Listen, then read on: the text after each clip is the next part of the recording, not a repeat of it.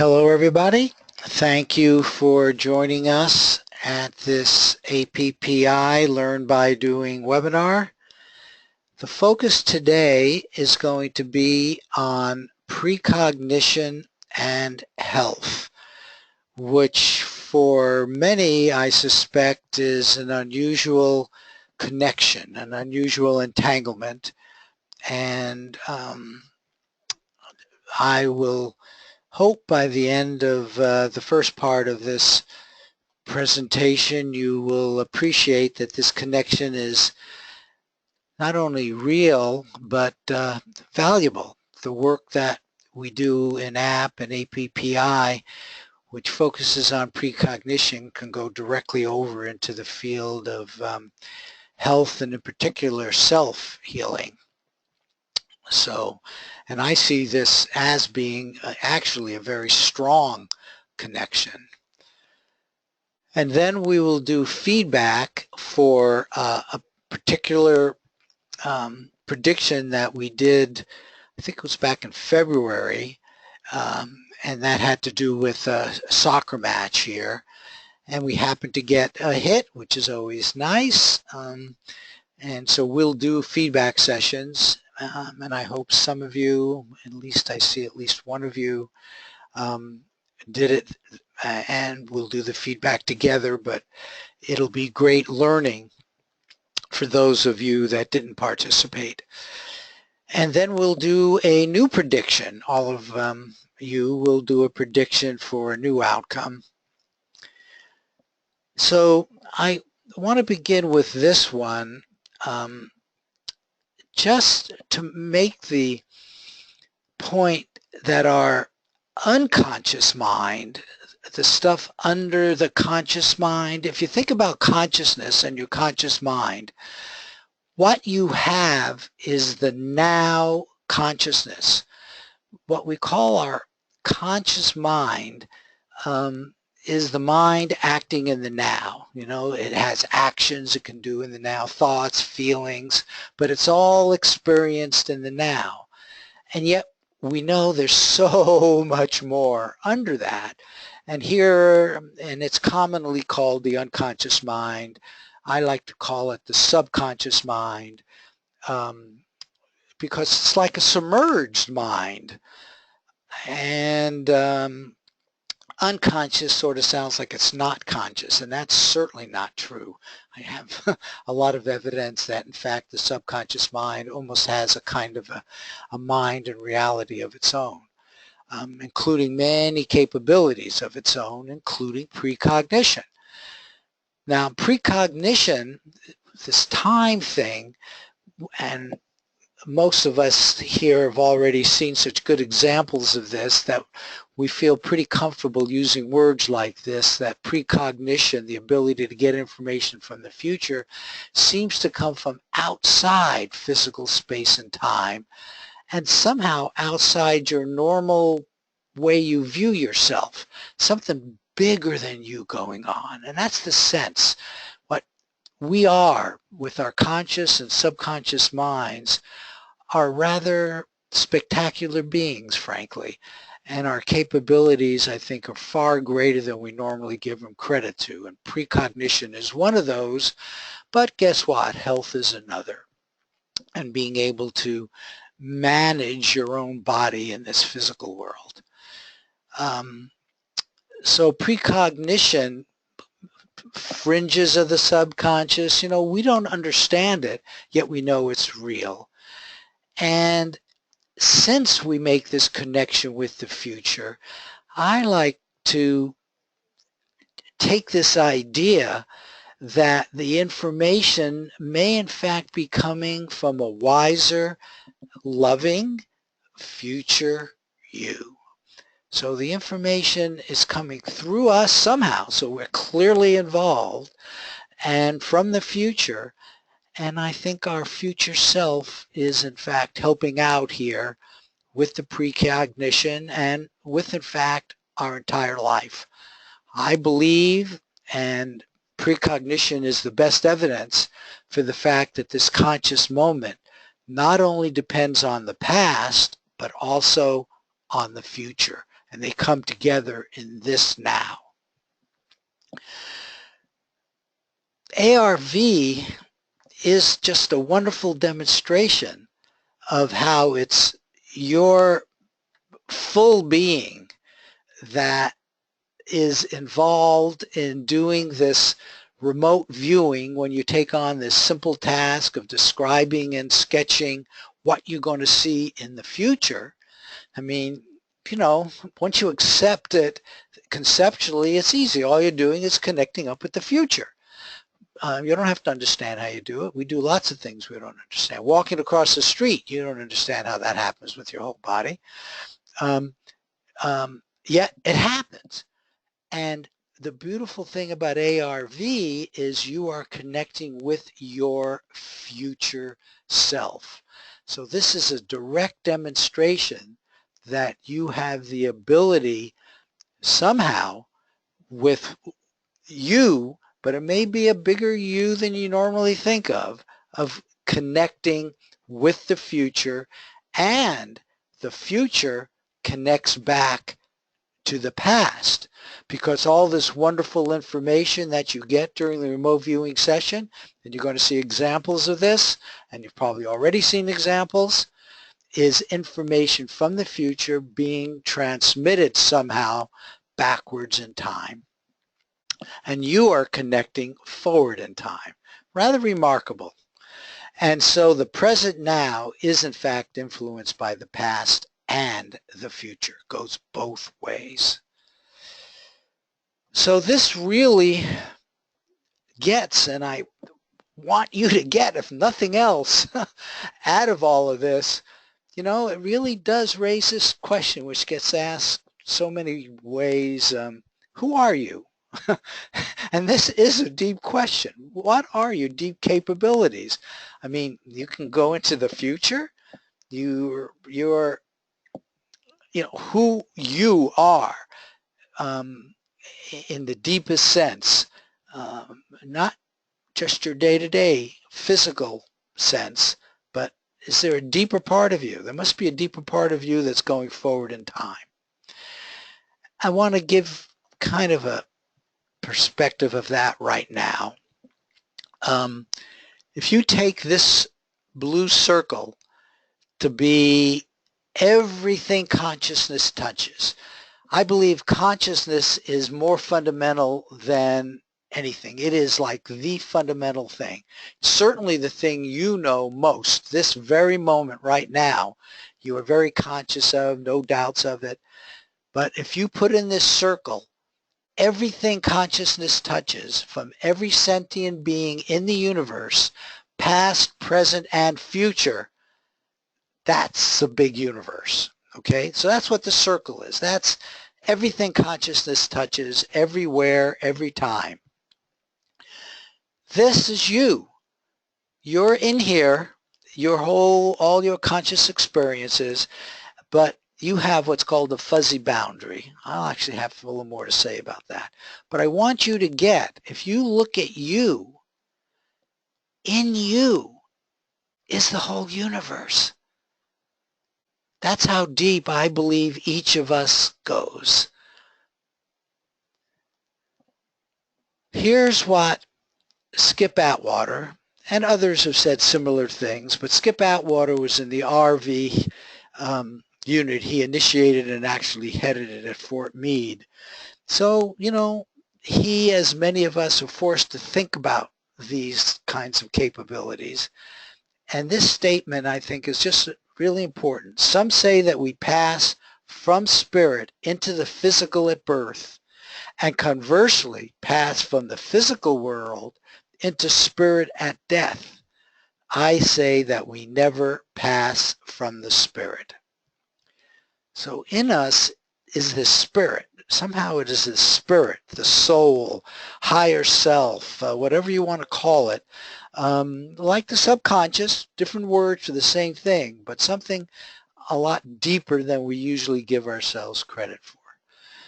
Now I want to say a little bit more about this, because this is as deep as I've been able to get an understanding of this in the years that I've been thinking about this.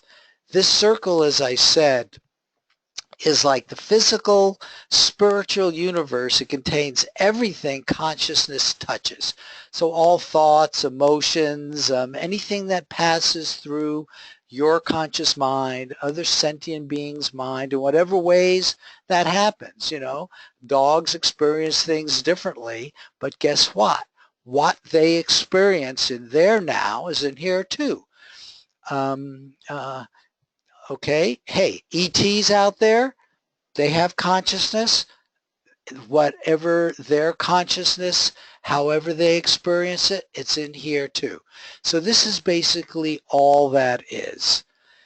Now, there's an interesting concept here. You have to ignore this outer boundary, since there is no outside to this circle.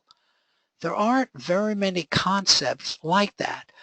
If you think there's something outside this circle, if you feel there's something outside this circle, if you sense there's something outside that circle, guess what? It automatically goes inside the circle because consciousness touches it. So it's kind of how we view our physical universe, which is interesting. There's no boundary to a physical universe. There's no boundary to this universe of collective consciousness. That's what I call this, because it's everything. Now, this one is the ultimate definition of oneness and harmony. It's all together. It's one big thing. But we know that there are individual things in there. Our consciousness gives meaning and we break things out. That's what we do. But when we break things out, we have what I call fuzzy boundaries. So that's what this means. And if you think of any one thing that it just is connected to lots of other things, it is not a standalone unique thing because there are no boundaries. There's a circle without boundaries. So anything, any thought, emotion, feelings, ideas, anything you can imagine is a thing. This is the most general word I can imagine for what consciousness touches. Okay, so it can't ever be completely separated because there are no boundaries. And so here's an uncertainty with this fuzzy boundary. Notice at this very, very fundamental level, we've introduced this concept of uncertainty, okay, because this boundary is in fact fuzzy. And we now have a kind of entanglement between what we see as a separate thing to this universe of collective consciousness. Now, these are words that quantum mechanics uses. This is the word when we try to describe our physical world. All of this comes out of this very deep spiritual/physical-like kind of model. Okay, so all things are entangled via the universe of collective consciousness. Other people call it the matrix, the Akashic records. It's got lots of different words for something, very, very deep where there's lots of information. Now I want to connect this with events and ARV. Okay, so in this are all the events of your life. If you think about your life, what does it consist of? It consists of a series of conscious moments. From really the moment of your conception, I'm willing to say your genetic structure is one kind of unique vibration about you that happens when you're conceived and when you die. So in your physical life anyway, a series of events, okay? So this is you in events. Now, these events, obviously, you ignore them. Some of them, you have that ability, which is kind of a good thing. It'd be tough to consciously have to carry all those around, but they're still in this UCC. Now, what's kind of amazing is that not only can you ignore events, but you can increase the entanglement on events. Now let's imagine, for example, one event is you doing your viewing session. So when you're doing your remote viewing session, and it has a fuzzy boundary, you know, when does it exactly start? When does it exactly end? It's got a fuzzy boundary. It entangles with other things. But when you're doing your remote viewing event, then those collection of nows, that's you there. Well, this is you doing your feedback event. And this is the entanglement. But you see how that cleverly got thicker? Your consciousness creates what actually a physicist calls a handshake between two events. And indeed, you can enhance this entanglement. So there's a very deep part of you that has this ability to gather information from the future, and it can actually learn how to enhance this entanglement to get more and better information. This is from the Stanford Encyclopedia of Philosophy. I love that it's in philosophy, but you know, physics actually started out way back the ancient Greek times, called philosophy. Anyway, in there they have quantum entanglement and information, and they very clearly say entanglement can be measured, transformed, and purified. A pair of quantum systems in an entangled state can be used as a quantum information channel to perform computational and cryptographic tasks that are impossible for classical systems. This concept of quantum information channel, I think, is so fundamental because this is a way the mind can kind of get around that maybe there is something going on with an information channel at this deep quantum level that permits information to be gathered from the future and to be transmitted to the past. Okay, this concept of a handshake, and let's talk a little bit now about remote viewing in particular in a little more detail for the real newbies. As remote viewing, as I said, your job, your task as a remote viewer is to describe and sketch your feedback target.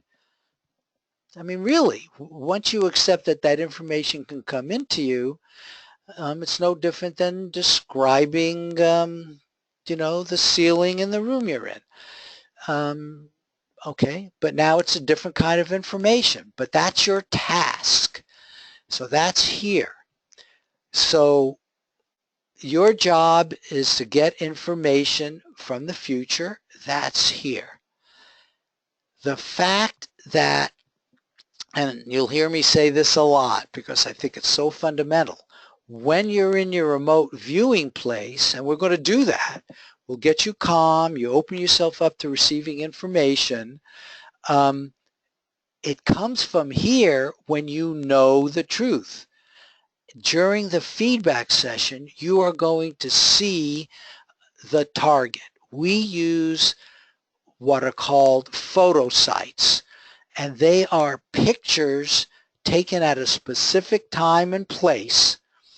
And what makes it a photo site is that your consciousness goes to the time and place the photo was taken and picks up the sounds, the smells, if there are tastes there, you know, if it's a strawberry, you know, you go there with your consciousness, and at feedback time, you'll actually taste the strawberry. You'll do that on purpose here to light this up, if you will, to transmit information back to your remote viewing time.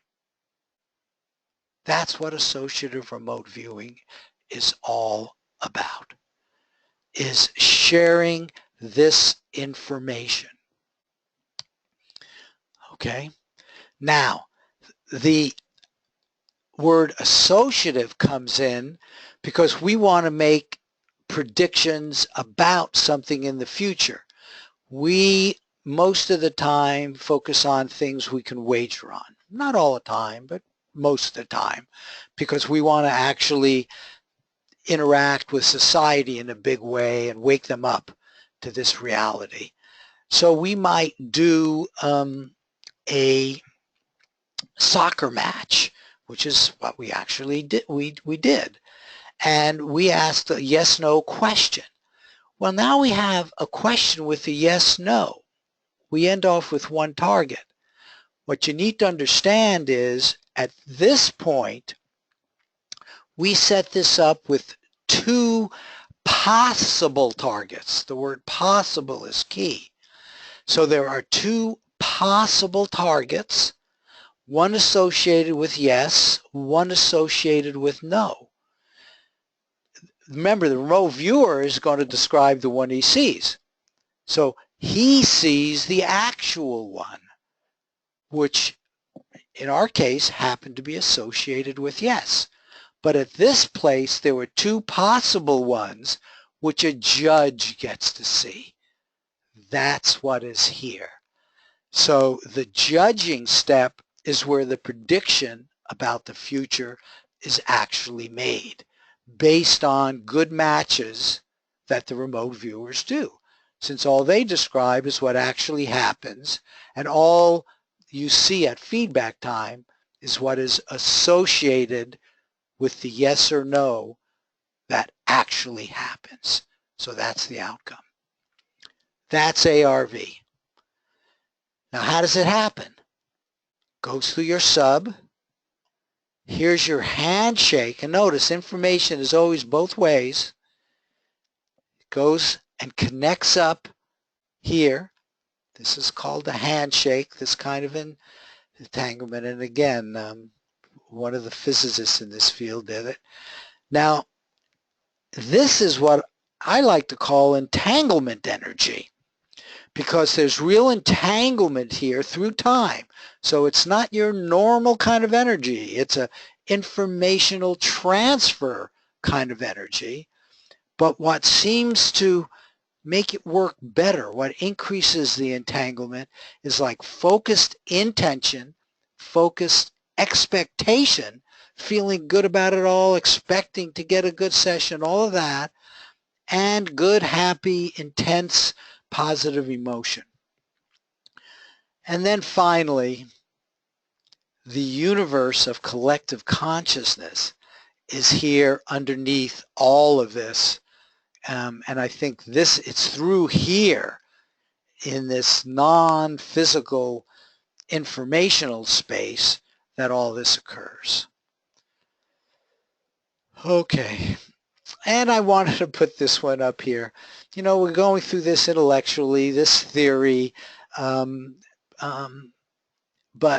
being happy, we call it entanglement and all that, but a handshake, but maybe it's more like a hug, because you really should be enjoying all of this.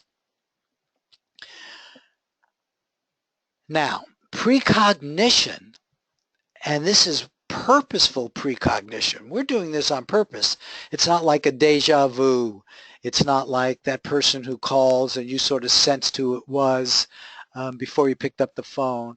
We're doing this on purpose. And this really teaches how to this puzzle. The intellect, of course, sees this as a puzzle. It doesn't understand it. And yet you can do it, and you can do it better and better. And so another way of just saying what I said before is, here's the remote viewing, here's the feedback, information going back and forth with time. And so this is your precognition. But guess what? Why not do the same thing with health? Now we're bringing health up in here. What if in a present moment your target was a healthier you?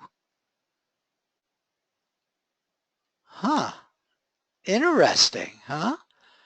Where you would imagine you being even healthier than you are now in some way, or remaining healthy. I must tell you, a lot of people, a lot of energy goes in healing people who are sick. It's my opinion that it's more important to stay healthy. When something minor comes up, fix it. Don't get sick. And at least my thinking and where I come from this and the ideas I'm giving you here are really more focused on healthy people. I believe they will work at different levels of illness, so these ideas, as you'll see, will work that way, but I think it's more important for healthy people to appreciate that they can stay healthy doing this, okay? Because here you are imagining yourself being a little more healthy in some way, or just simply staying healthy. And this idea of imagining a healthier state has been around forever. It's not like this is new. But what I want to connect it to is this whole idea of this entanglement which you can make where a future state will go backwards. So now imagine if you are now feeling really healthy. Take some time and recognize that, that might in fact have happened because I communicated healthy information backwards in time.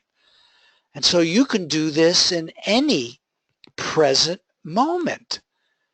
So the attention to the now moment is really important. And you can really, when you think about this, and maybe doing it regularly, nobody has tested this. I do it. Can't hurt. I'll get quiet when I think about it. I do this probably at least once a day. And just get quiet and hold a positive intention and expectation for health. If there are little minor problems I have, I will in fact visualize them improved. Okay? And this is done in the now, time after time after time. So I'm constantly working with this positive intention and expectation for health. So notice the remote viewing session and the feedback sessions are different nows. Well, all of my healthy life are going to be nothing but different nows, which I am being supportive of through the kind of entanglement, through the kind of universe of collective consciousness that is the way our universe works. And it's precognition that taught me that. And once you get this attitude, the step to using it for health, I don't think it's a particularly large one. And look at the value.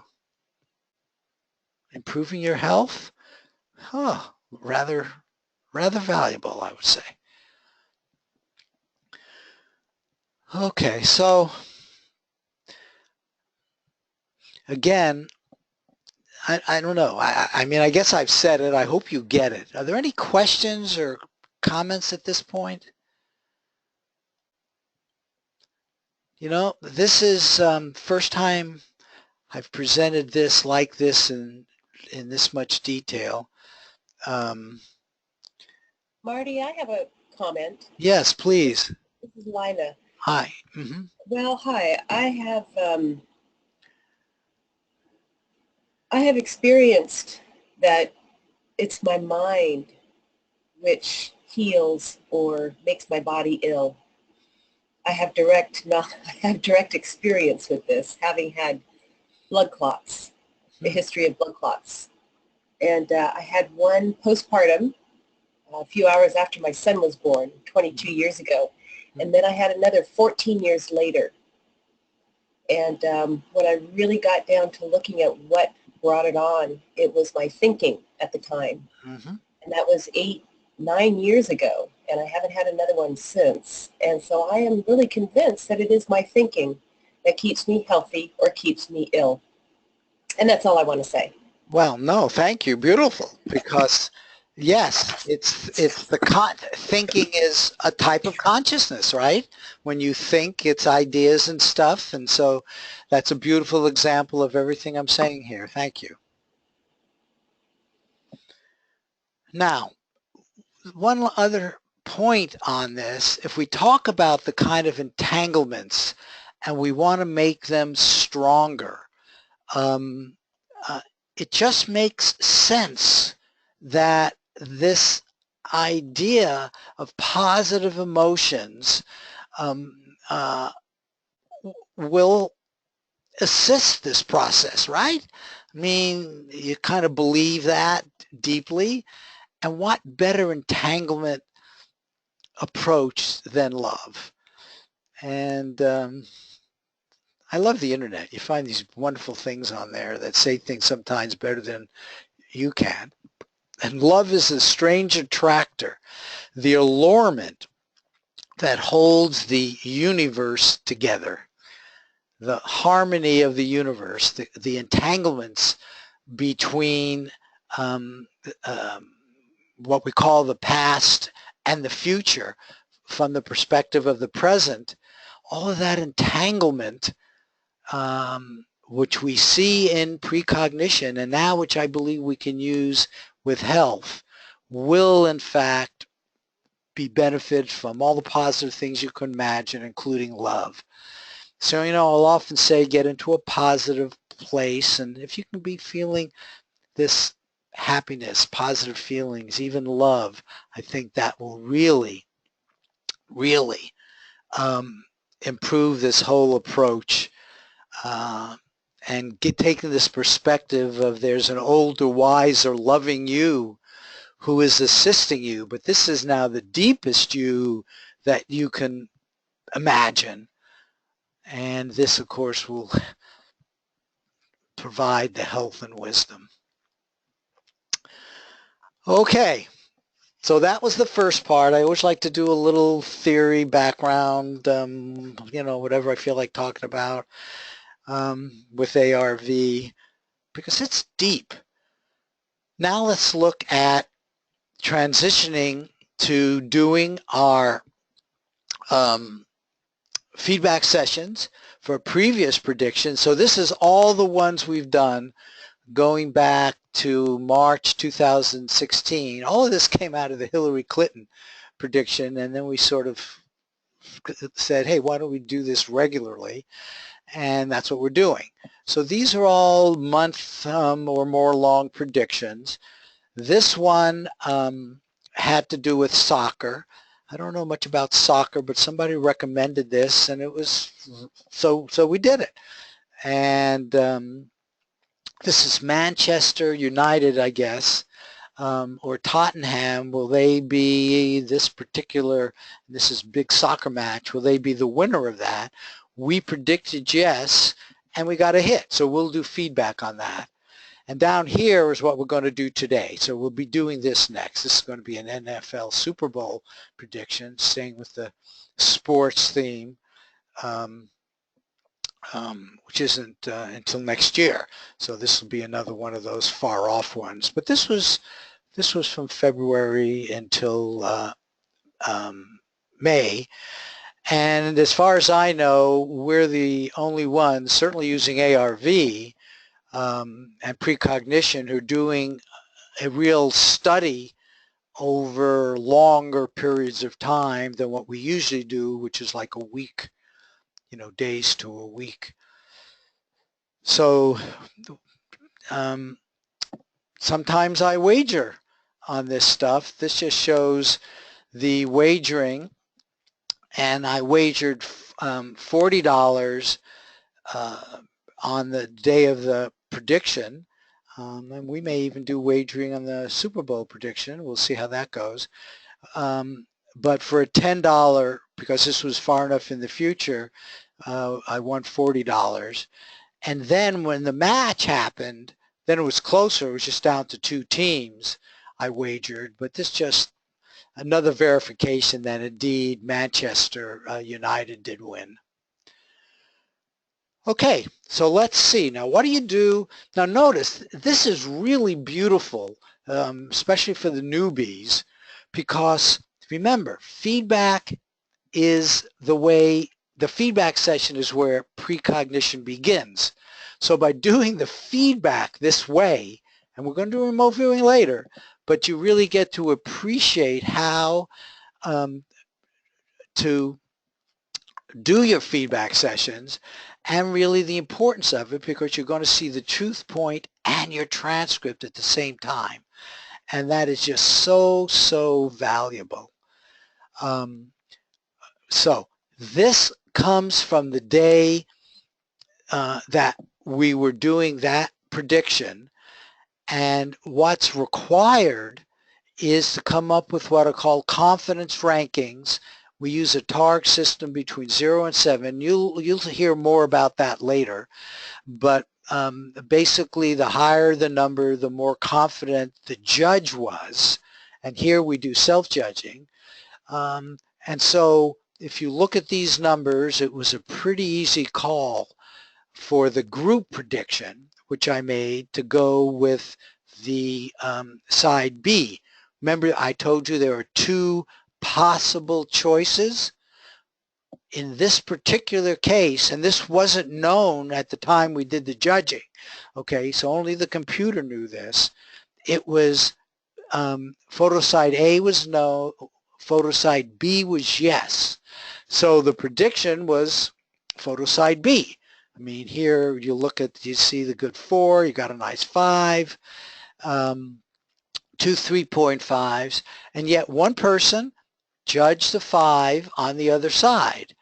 Now this person will learn something from this, or experienced one of those cases, which isn't really all that common. We worry about it, I believe, more than is appropriate. And I'll say the word, it's called displacement. Did a good prediction on the snow, or possibly misjudged it. And actually, we will see her session. Is Jen here by any chance? No. But we will see her session, and we can decide, which is what she would do at feedback time when she looked at her session. Okay, so how do you go about getting your feedback? Now, everything in the approach we're using, which is called WE, which is the Winning Entangle protocol, and it really is user-friendly. It comes through email and the internet, through your web browser. So let's do it. I saved, hopefully. So here's a feedback email that went out. It went out from earlier. There was predictions, earlier there was the tasking, and you're going to see that later. But now we're at the feedback session time, and there's something that comes back to you, and I hope all of you are in one of our actual groups.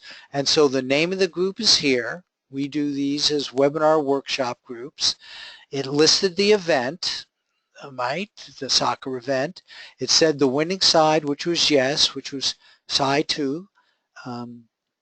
In this case, and I wrote this comment, it was a hit, and do your feedback session, and precognition begins with the feedback session. Okay, so all you do is click here, and then usually in groups, everybody gets a unique target. Okay, so they'll get a unique coordinate and a unique target. Here we all share the same one and we just use my name as the representative one. And then you click there and there it is. So there's your feedback target. The coordinate was 558692. And now you have your feedback target. So you would be ready to do your feedback session. Okay. So you look at that. What were your first impressions of that? You know, just I'm asking you that because when you do the remote viewing, usually you get things like first impressions. I'm looking at that. I see motion, I see person, I see action, I see green. Those are the kind of first impressions I got. Maybe outside. Okay, so now we'll go back here. Okay, we just did it. So we got the feedback session. I made a copy of it here. Now, what we're doing is this purposeful precognition, and it begins with the feedback session. What I want you to do, we're about to get into the feedback session here, but I made, I don't know, based on my experience, a sense of how much comes from your subconscious, your higher self, something bigger than your normal day-to-day self. When you're doing remote viewing, when you're doing your analysis, and when you're doing your feedback. And during the remote viewing, I think it's like 90% from your subconscious. You set aside your intellect, you set aside your day-to-day stuff, you set aside all that. That doesn't know how to get information from the future. You know, there's something deeper that's going on. And but right now we're in this 50-50 kind of place. And this was not easy to come to, and some of you may disagree, and that's beautiful.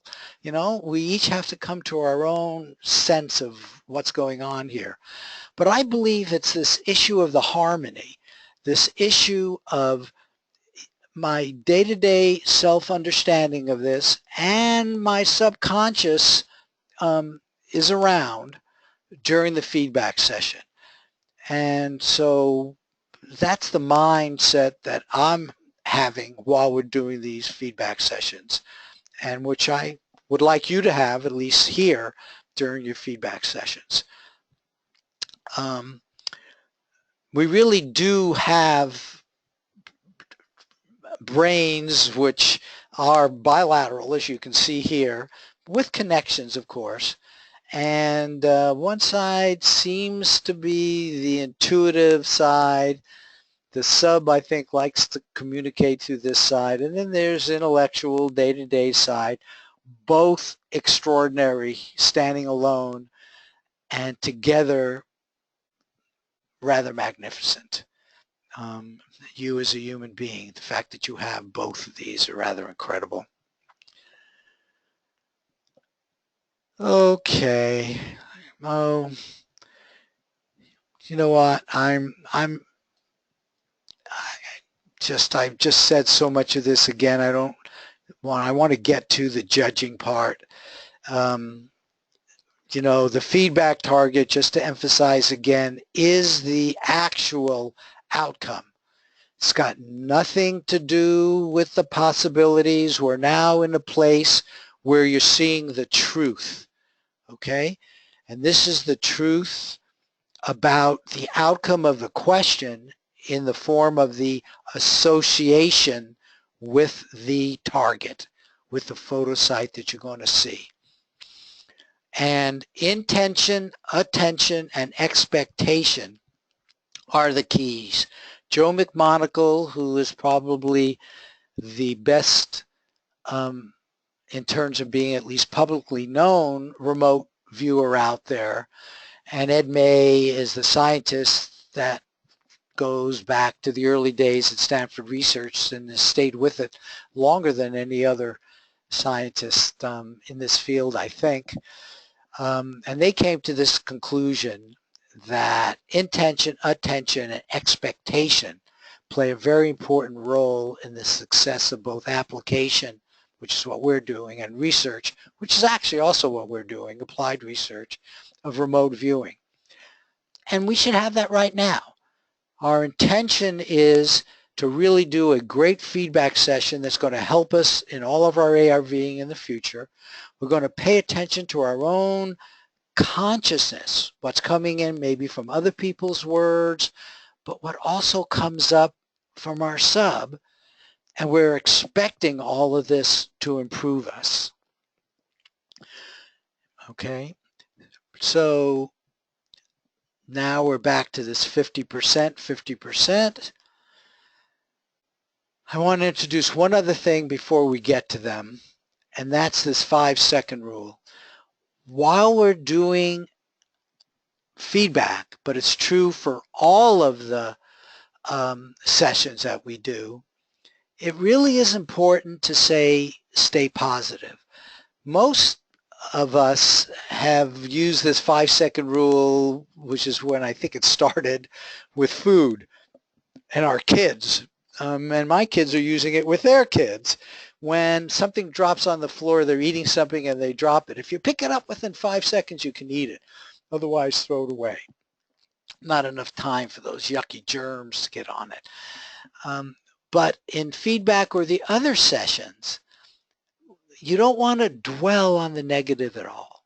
When the thought comes up, which is negative, in the feedback session, if the thought comes up from the other possible target, but that wasn't the real one, yeah, you got a mind, you're a human being. This is a natural thing to happen. Hey, that's fine, except bring it back to the real target, because that's where you want to pay attention. That's what you want to entangle. And so don't dwell on the negative. Don't dwell on the other target. Stay totally with the feedback target, okay? And come up with positive, fun, creative, interesting ways of interacting with that target and your transcript, because that's going to be in front of you. So this is our application of that. When life gives you lemonade, make lemonade. When life gives you lemons, make lemonade. Here's our first example. And John, I'm glad you're here. Why don't you not explain it? Why don't you do a feedback session as if you, oh, you've got no mic. Oh, okay. Okay, that's a shame. Well, okay, so let's talk about it a little bit first, and then maybe I will do the feedback session for him. The first thing to notice is, as always, he has his transcript and the feedback together. He'll immediately know the approach he took here, which is the one that we recommend, is that you go over all of the elements, or sometimes I call them precepts, the precepts which come up very much like this, and he's marked them with either a green, which was associated with the photosite B, which was turns out to be the correct one, and red with photosite A. So this was his approach. Everybody comes up with a somewhat different approach, but notice he's marked each one, and some of them had both. So now we go over these, and let me do a kind of a feedback session. Okay, first, oh boy, I'm really happy that I got this. Oh, look at this. This was really a good match. So let's look at what I had done here. Course material grid or cloth. Oh yeah, look at that. And I'm now sending back through this information channel, whether it's quantum or not. I know there's an information channel, and I'm looking at this and I am reinforcing it simply by paying attention to that. Was really beautiful. I really like that. That's great. I now have brown, light brown. Oh yeah, I see brown here for sure. White, yeah. My mind is thinking there's white in almost everything. Red, well, yeah, okay. I guess I called this stuff red. Okay, very nice, very nice. Wood. Oh, this looks like a wood skateboard. Okay, nice, nice, very good. So that's what wood feels like. Wood, wood, wood. Okay. Oh, a taste of wood. Now that was pretty good. That was pretty good. I remember that. I'm remembering that when I was asking my sub to give me a taste, I had this taste of wood. Good, good. Very nice. Oh, and look at this sketch, a checkerboard. Checkerboard. Okay, so there's checkerboard here. Yeah. Well, oh yeah, maybe in the pants, a lot of X's and stuff around. Ah, subject, subject. Oh, I'm getting to that now, but I remember when I did this, I got subject early on, because subject for me means like a person, just like this. And the person and the dog, this is something to describe that's alive maybe. Okay, subject feels really good, feels really good.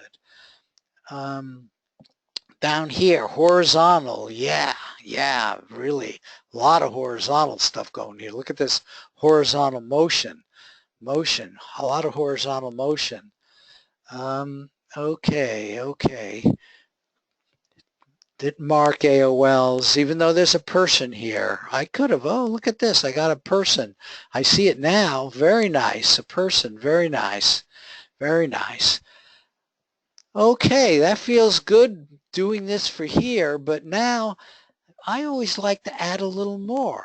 I like to add a little more, like, oh my gosh, look at the action. This is such a action. What I want to do is, and I'm going to write on this piece of paper, action. Okay, and I'm feeling that motion, forward motion right now. Wow, wow, look at that. That forward motion is so strong. Okay, I'm going to write that there. Also, interesting. Look at this. Green. Green was such a dominant color. And I really like to work on my colors. You know, I'm not getting colors as well as I'd like to, and I'd like to improve that. So green. Green. So that's the feeling of green. Yeah. And so in the future, you're going to give me back that feeling. Green. Green. Thank you. Thank you. Okay. And that's it. Oops. And I write end of session again. And I would do this in a different color. That's the way I do it. John might do it differently. Okay, John. And so I've now finished my version of a feedback session for John.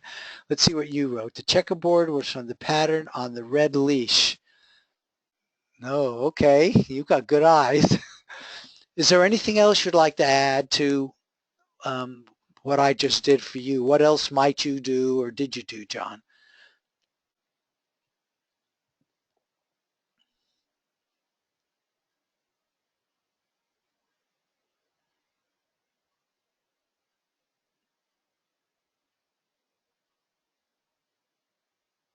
Okay, so that's pretty much what I did. Yeah, okay, good. Okay, very good. Thank you. And if you look at this and all the good hits for later when we do judging, the subject and all of this, the ranking, and probably his feelings about this gave it what would be considered a high score. 4.5 to a 5 is a very high score. In fact, the words that we use for that are something like unambiguous, unique, and matchable. something that you can go back and say, I had that. And John, maybe you felt the subject, you felt really strong about that. And you got so much stuff in the wood and the fact that you tasted it. So that was the kind of stuff that did so well. Let's go to the next one. Now, this is the one, and I'm sorry that Jen is not here, because this is hers, and she used the similar approach in terms of marking, but she uses A and B. So she used A for the good matches with photo site A, and you can see a bunch of them here, and then B, okay, for the good matches with the B, and there's some B's here, okay, so we're talking still intellectual here, and you can see that she would in fact, because, oh, there's some B's here too. Nevertheless, she gave the A's a 5 and the B a 1. Okay, and she knows that, but what she'll be going through during her judging, you know, she knows what she knows, but she's going to go through the judging, making this as possible, as positive as she can. But also during the feedback session is when you have an opportunity to learn about your judging. She knows she got a miss. The outcome thing, when you get your feedback, it told you what side, so she knows all that, and she's probably feeling a little bad. And now I'm going to start my version of her feedback session, though I won't be able to read everything I can see. But I would say, yeah, you know, gee, I got a miss. That I don't like that, but you know what? I'm really involved in something really exciting here, and I'm still going to feel, and I am going to feel really good now, and I'm going into feeling really good about being involved in this rather wonderful, mysterious precognition stuff. I mean, this is really kind of cool that I could do this at all. In fact, it's amazing that I got stuff at all. So let's see what I have here. I don't know. That looks like male, frustrated, splashy. I can't read this. Biological. Boy, that looks pretty good. I don't know why I didn't mark that with an A. I mean, with a B. Here's a person. Why wasn't that also a B? Why did I not mark that or focus on it? I wonder what, see, I can't remember what her logic was going on a side here. But okay, let me go and look at the good stuff I got. Lattice, orange, maybe for B, shiny. Oh yeah, that was good. See, I did get some good stuff. Light, well, this has got light. I don't know why I didn't mark that with a B. Shiny, that's certainly shiny. Why didn't I? You see, I see. I should have done that with an A and a B. Oh, look, I'm learning something about the judging. Yeah, the other one was shiny too, but look, this is shiny also. Blue, oh my, I marked blue for A. Yeah, I remember there was a lot of blue in that one. Oh, let's forget about that one, but why didn't I mark it here? Look at all the blue that's going on here. Why didn't I mark that with the B? Smooth. Well, that's certainly smooth. Cool, yeah, okay. Yeah, the other one was cool. This one I don't know about. Okay, that's fine.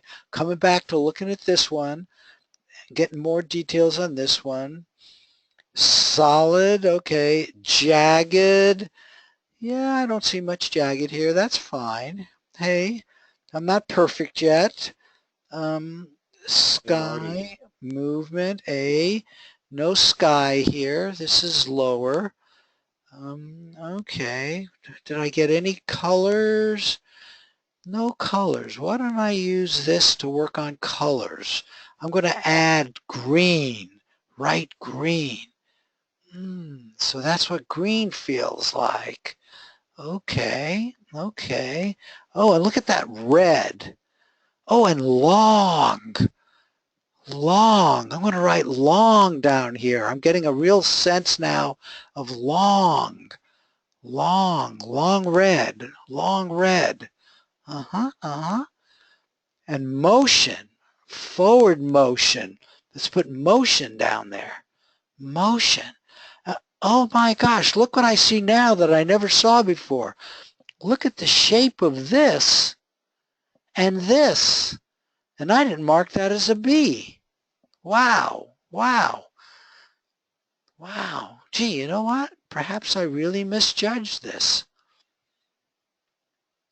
Okay, thank you for doing all of this and seeing this, both from the sub and from my intellect. And I'm now going to write end of session for feedback.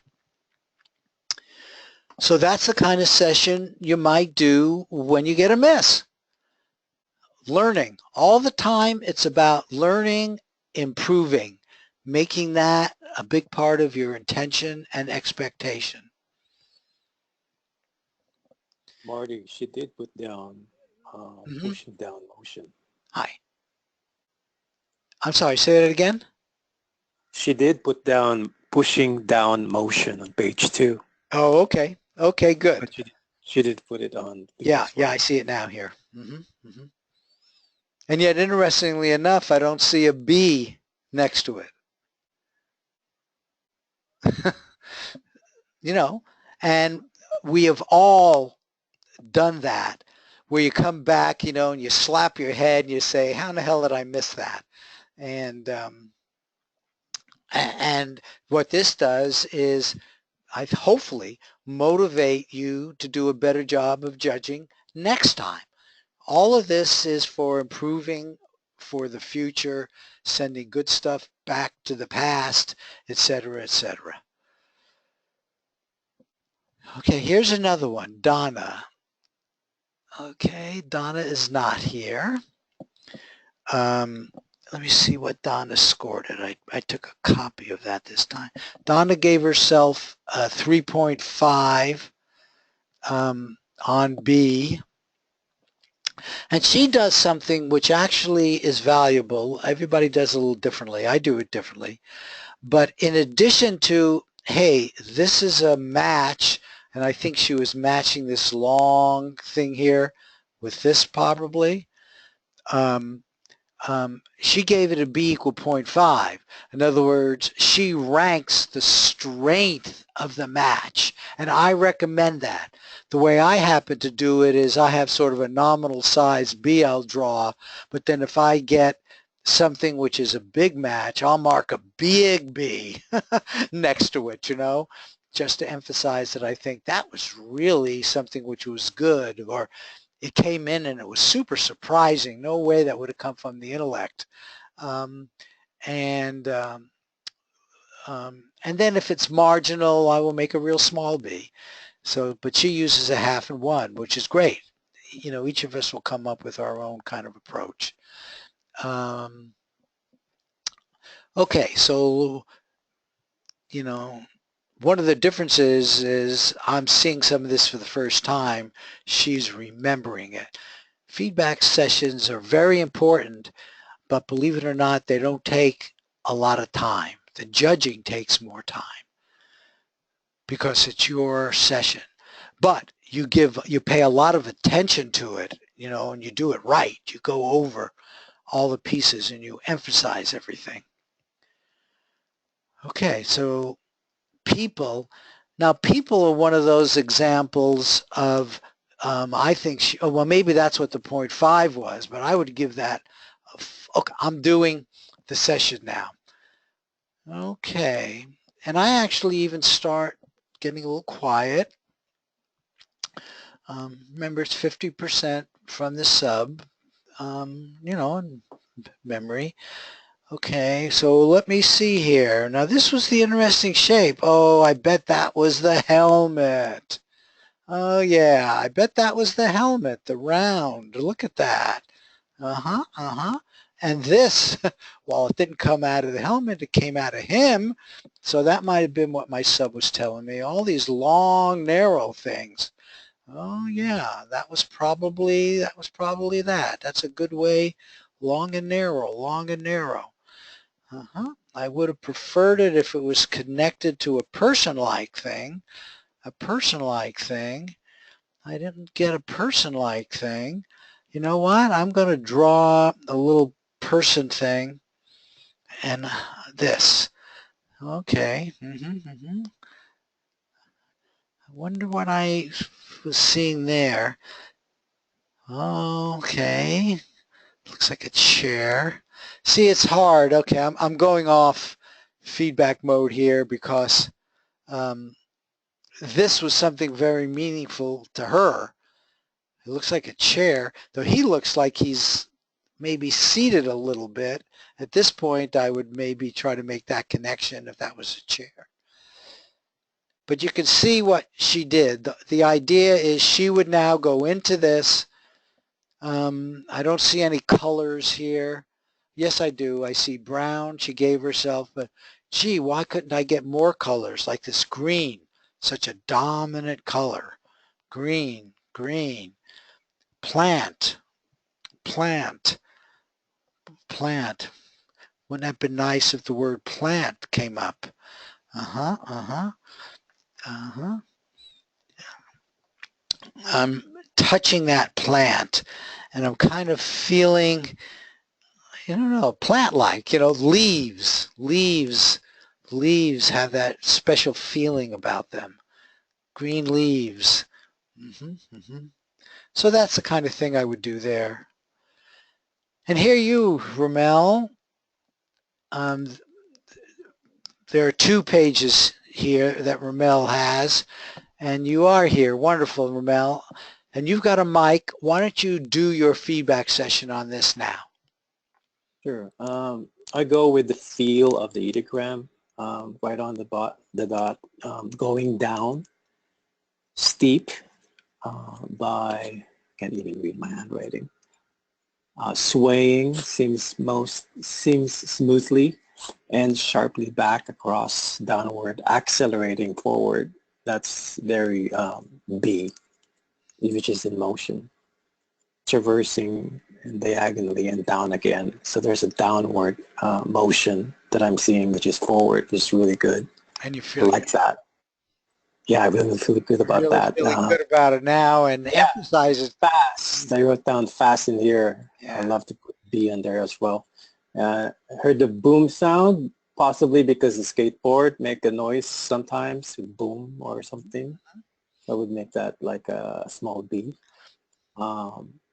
The motion again over here, it says motion, fast, erratic, major, swaying, the swaying of the leash. I can see that. And then there's this gray here. This is one of the things I find when there's a motion blur involved in the target. So there's this blurring thing, and the black, that's the black dog. That's quite significant, and this could be the leash as well. And this is the flat surface that that's been conjured. And then the next page, I see that could have been the person, because it is blurred like that. It's good. Down there again, it's a blurred feature of what looks like a person to me as well. So overall, I'm very happy about that. I got the reddish color as well. That's definitely a B, signifying the cord, the leash, and especially the black for first page. That's very significant.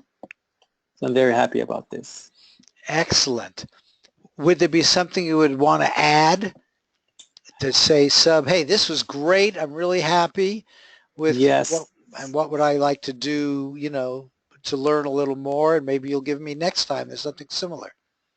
Yeah, I'd like to draw the dog.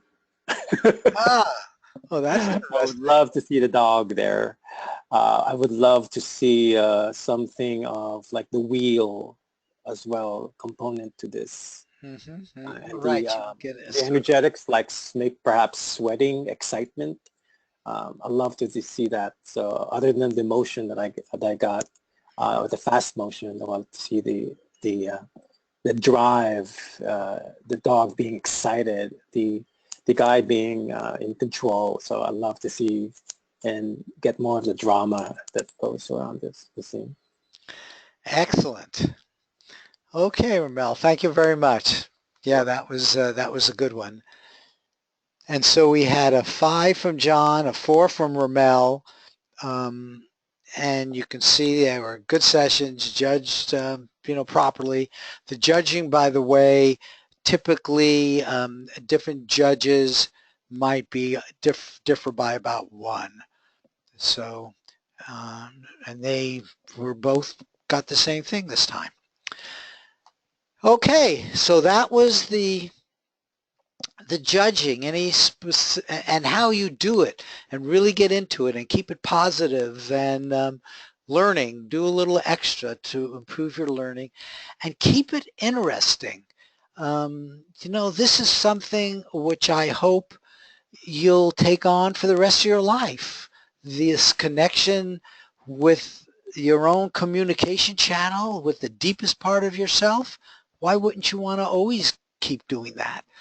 Um, period.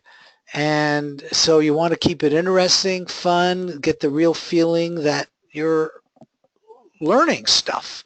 And the way you learn stuff, it's the feedback session where all of that happens because you have the truth.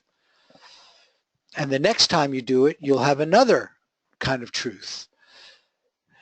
And guess what? Same thing with health. You've got the truth of getting healthier, and you reinforce that. You treat it as a feedback session. Okay, so let's now get into the New England Patriots. Will they win? And they are now the favorite to win the NFL Super Bowl game in 2017. I said 2000. Oh, darn. Darn. Okay, you are now witnessing me observing a problem. How do I solve this? Because tasking is important. Tasking is important. Okay, first thing I'm going to do is change it here. I'm just not going to let this stand. Okay. And I am going to redo. To save time, I had put this tasking out there, and I'm going to have to do it again. I'm going to do a brand new task. Now remember, this is nothing that you would ever have to do. So don't worry about this being complicated or anything you have to understand. From your perspective of the remote viewer, this is really very simple. But what I'm doing is I'm going to show you how I do tasking. And so this is a group manager's role. I'm going to do we tasking. We are the webinar workshop group.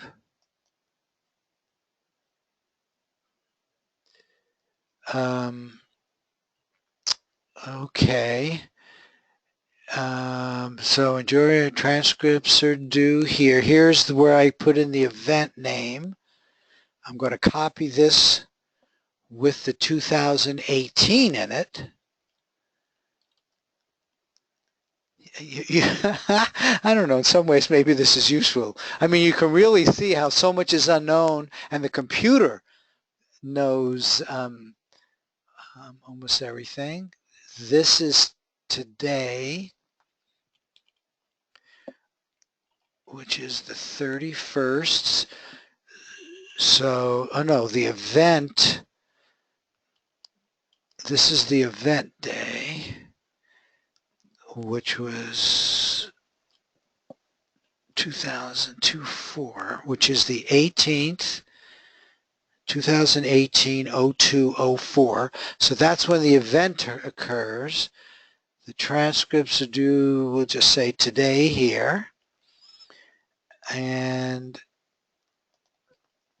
this is, the prediction is due today, 05/31. Okay, so I do get to know, the group manager does see this. Doesn't remember it, but does see that as you see. But that doesn't really matter. And then, so that's it. So I'm now, as a group manager, setting this up, and I do that. Okay, now you, as the viewer, would get in the email this. Notice the 2018 is here. So now we can get the coordinate.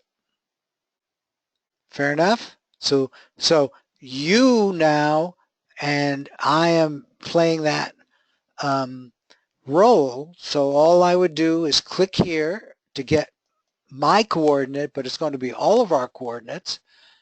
I have to put in my personal email address, one coordinate. This is what you would see, and whichever group you're in would be highlighted on this one. It's not always, but these are the various groups. We're going to do one coordinate. I click there, and right now on a sheet of paper that will become your transcript, write this coordinate. So this is the random coordinate that was chosen by the computer, 329789. And I recommend saying it out loud. You're setting up the vibrations which go through your body. You know, you have a unique sound, unique vibration through your body, where you're going to say it out loud again at feedback time. 329789.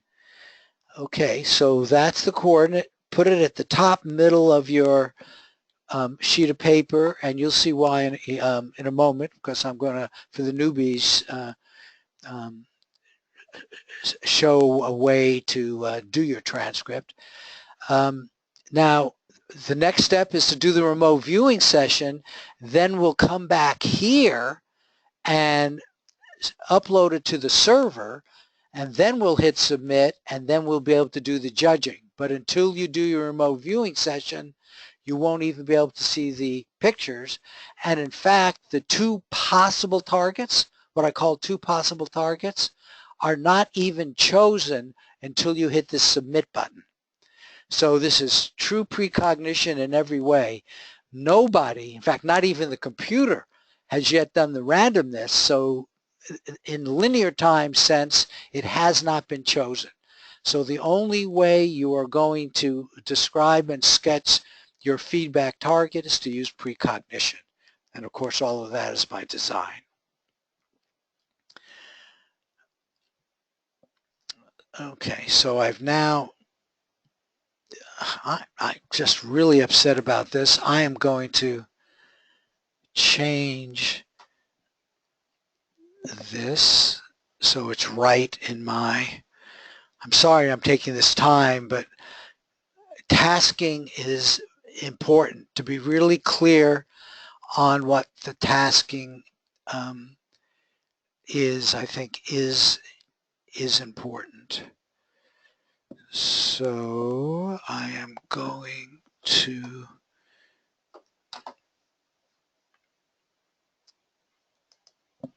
copy this and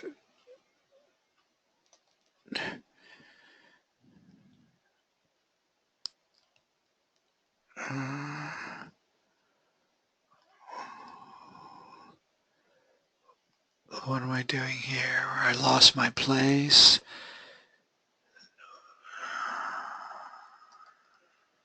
No. Okay, so it must have been here.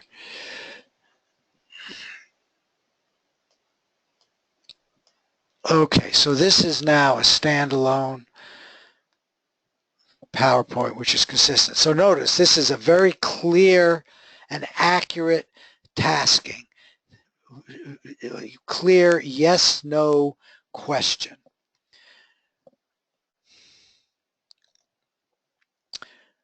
So let's now begin to get into it. I'm kind of reminding you, and in fact wanting you, because we're about to do this remote viewing session, to begin to relax a little bit, take a deep breath.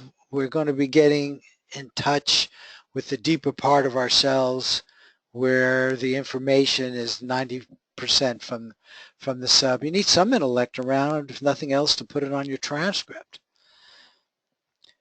Here's your task. Describe, sketch your 329789 feedback target. And that'll be the coordinate. And again, feel happy, smile. Right now, even, remember some time when you had this really good, loving feeling in you. Why not share that all the way down with your sub and your communication channel? That communication channel is a loving one. Make it a loving one. We started, that's what we just did. So this was the step we just did in getting the coordinate. Now, on your blank sheet of paper, and my feeling is that those of you who are not newbies have probably already started, and they start one way or another. There's a name, your name, the date and the time goes up here. The coordinate is in the middle. Up on the top of the page, there's like conceptually, the very first stuff you do is really just setup. That's why I put the line. When you start, when you get into the right place after we do what's called a cool down, and we're about to do that, and I'll introduce that for you, you'll start by writing down the coordinate, and most people, and you saw examples of those, they're ideograms, sometimes they're pictograms, but this is a good way to start things off. You get the body involved, you get all your senses involved, and you start with the body. And after a while, this begins to have meaning. The shapes begin to have meaning to you. And we'll do other workshops when we'll talk about that. But that's typically the way you start. And typically, you get gestalts. The first thing that hits you when you see the feedback picture, remember, you're describing, sketching the feedback target, okay, the photo site. The first thing that gets you is what typically comes through, and you'll write those down here, or it might be in sketch form. Typically you might put sketches here, and you've seen other people do things somewhat differently, but this is a good way to start. And this is a form, the kind of words that come up. You can get textures, colors, smells, tastes, the sense of dimensions. The sketches are one way of showing dimensions, of course, but then they're words, large, big, small. You get sounds, dynamics, temperatures.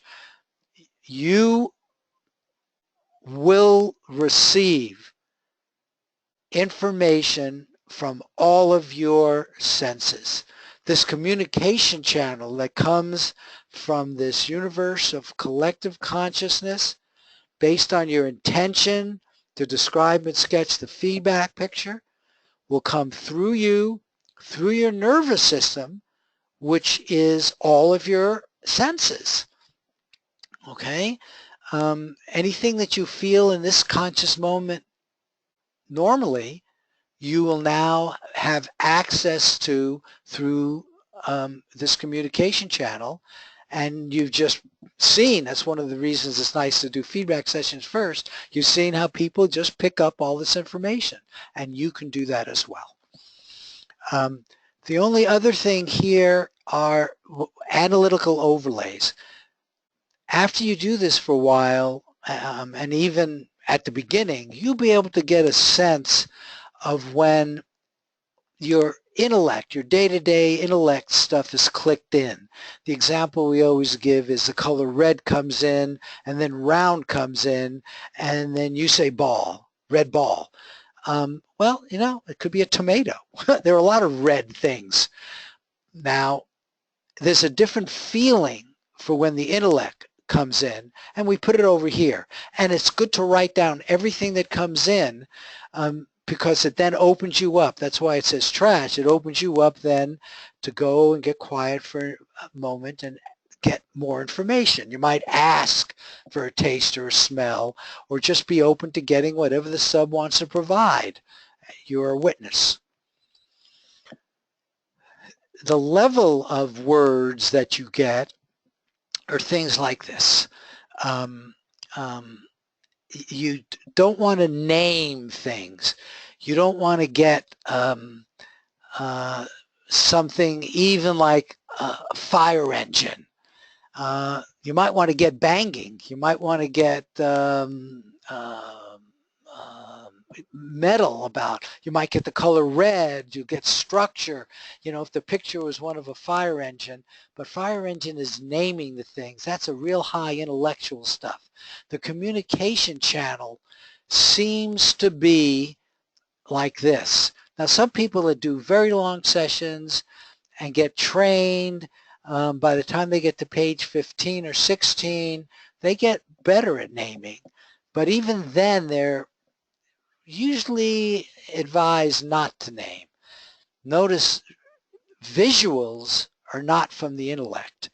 And that's why we love sketches. But we have some people that do nothing but put in these kinds of words only. Some people are word only. For whatever reason, their communication channel comes up with words, and during their feedback session, they might be working on doing sketches. But their dominant intrinsic way was words. Okay, cool down. This is to really get you even more into this 90% where it's the subconscious mind, your higher self, whatever that you're listening to. You're listening through this communication channel. We call it a mental discipline. I think I'm going to change that to mind discipline. But the idea is to really empty the mind in preparation for remote viewing. And now then you're going to be paying attention to the information from your subconscious mind. And I'm just kind of trying to help get you down into this magical place, because the information is coming really from the spirit part of you, the non-physical part of you. So let's do it. Here's what we're going to do. Your cue, describe and sketch your 329789 feedback target. Cool down is important. Joe thinks it's like 75% to just get into this quiet place where you're just listening. I'm going to give you 10 minutes. You know, roughly half for the cool down. You're setting your intention and expectation even deeper. You know, you already have it, I would say, based on what we've done. But you basically just get quiet, ready to witness. I'm going to put this into the text box. This is hemisync. Some people like to have a background noise, a background sound, which is called hemisync, which helps get you into this quiet receiving kind of state. After about 2 minutes, somebody will come in with some words. You may want to get a precept then if you feel ready. If not, go a bit longer. Um, at about the 9-minute mark, there'll be something on there, and I'll actually come in and just give you 1 minute's notice. So that's the plan. Take a few breaths, begin to get quiet. I'm going to put this in the text box for those of you who want to listen to background music. I can't do it through here. You have to do it yourself. And I'm going to start the 10 minutes now.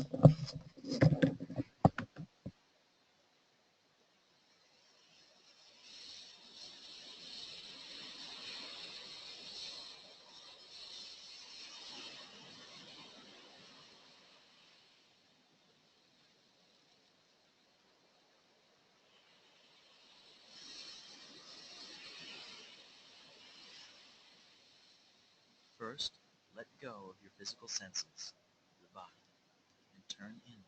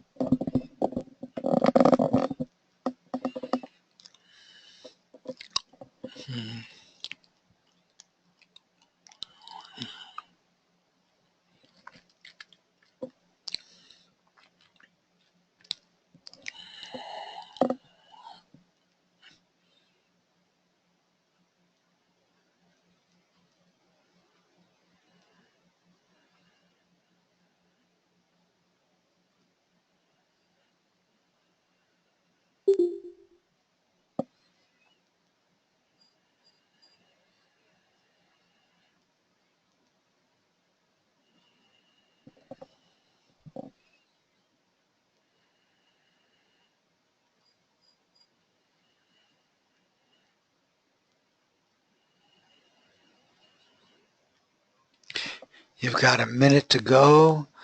Maybe go down, get one more precept.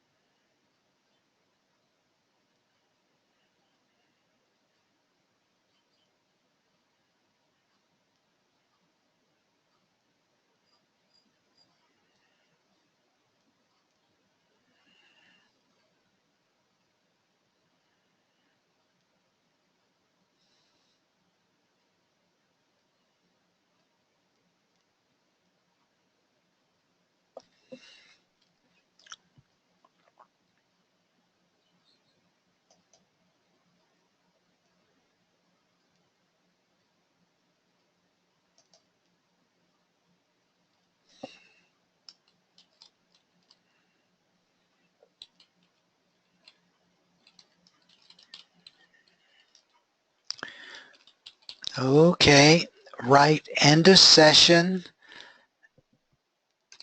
or EOS, which stands for end of session, or just end at the end of your transcript. And come on back. Okay, looks like I don't think the odds were exactly this before, but I'm still willing, and this is how all of the wagering sites will allow you to do. Okay. Okay. I've got my thing going here.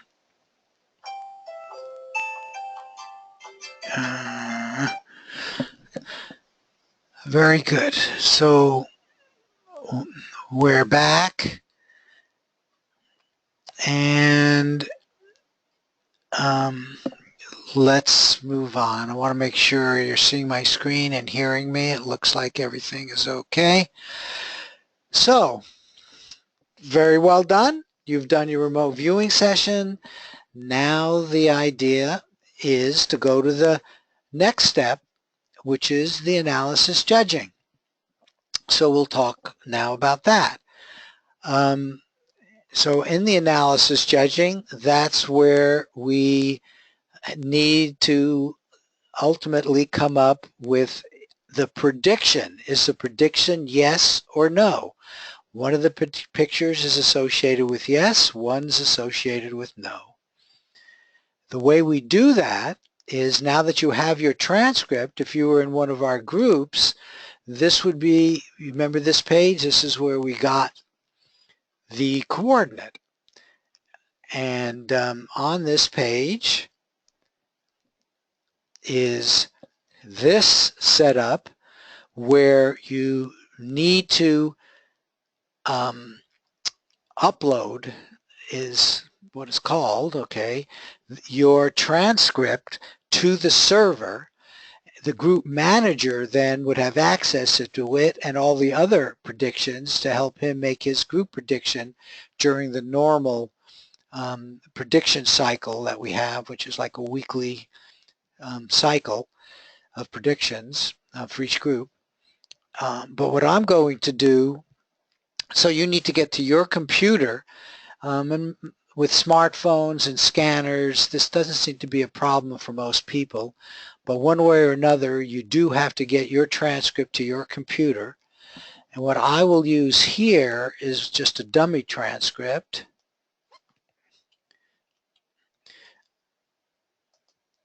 So we can go to the next step.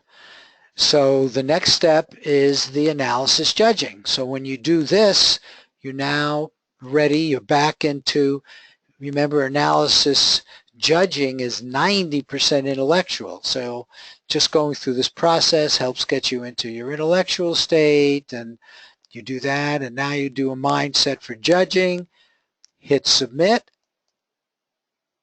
and there we are. Now remember, this was randomly chosen by the computer after I hit the submit button. So here we go. I don't know if you're seeing that. Okay, so what I would like you now to do, and I will talk about the judging in the context of the Russ-Targ model, which I will now try to bring up next to this, which I will bring up next to this. Okay, so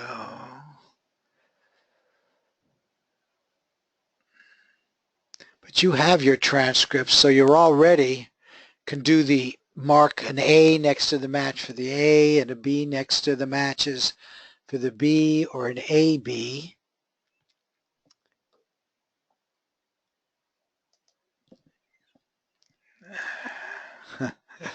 That's pH Atwater, PMH Atwater.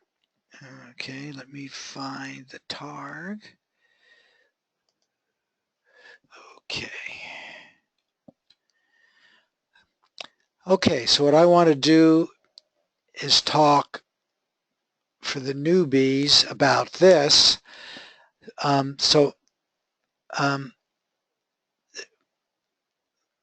This is the confidence ranking scale. Russ-Targ, when he was at Stanford Research Institute, did this in terms of trying to come up with a rational way of judging transcripts. How good are they compared to a match to a potential target, to a photo site? So what he did was 0 is no correspondence. Turns out that's hard. You know, just by chance, you know, you go to an outside person and say, just put down some words or colors or something, and he would get a match, potentially. But you wouldn't feel it's really a particularly good match, and sometimes you might get nothing. Sometimes you might just get one little match, maybe 2, but, you know, there were 20 things down there and none of the others matched. 2 is this chance idea. It just doesn't feel to you like for this particular transcript, you really got into your psychic self. The matches don't support anything. And so you would give it a CR of 2, a confidence ranking of 2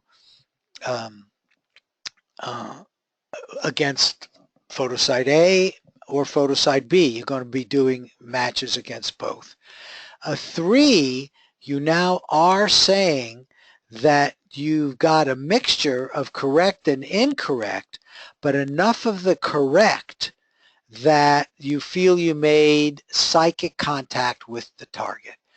That yes, the channel, your communication channel was open. Sure, there was some noise in there, but enough of the information came in that you're giving it a 3. Yes, you made contact. 4 says, I made good contact. I have several matchable elements intermixed with some incorrect information. So now the sense is you got a lot more correct matches than incorrect. And by the time you get to 5, you've got good correspondence with unambiguous, unique matchable elements, but some incorrect information. So by this point in time, this is where this idea of the strength, some of these matches are really, really good enough that you feel very comfortable that this came from your subconscious through your communication channel. And then 6 gets into this naming. You know how we tell you not to name? Well, guess what? Sometimes you do name. Usually that goes into the AOL column. But if that matches, you give yourself credit. You don't give yourself any negative, in my opinion, but you do give yourself credit if there's a match. And now you're getting down to where there's very little incorrect information. And then the 7 is spot on.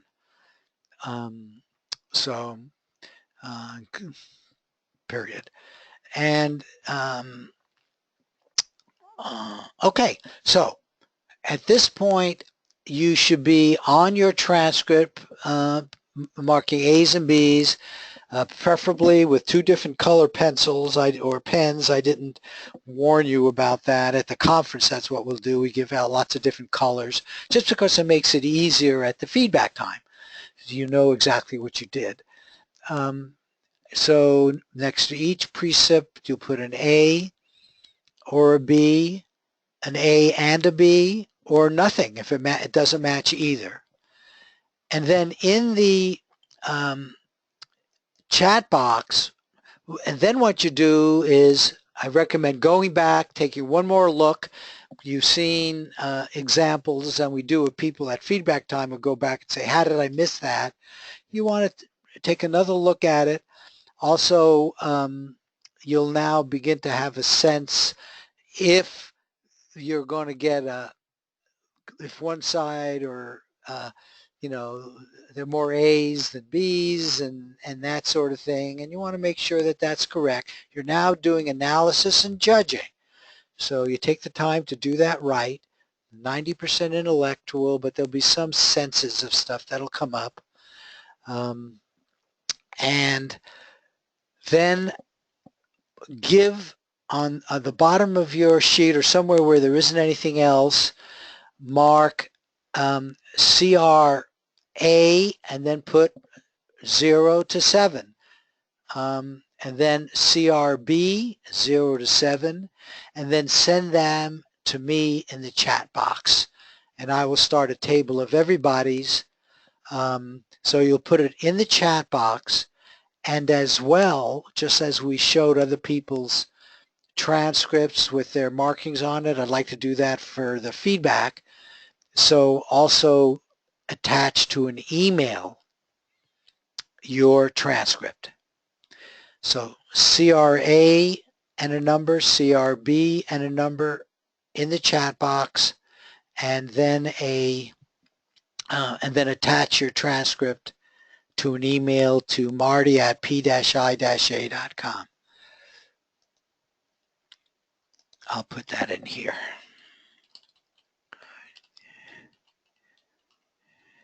And take your time. As much time as it takes to do it right is the right amount of time.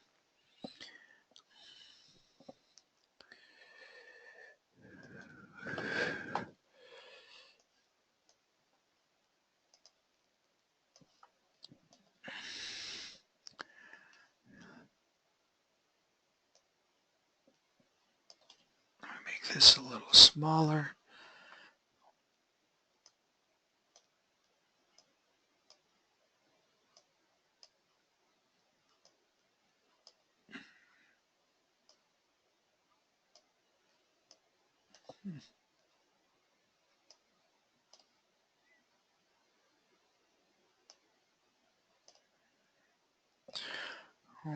Okay.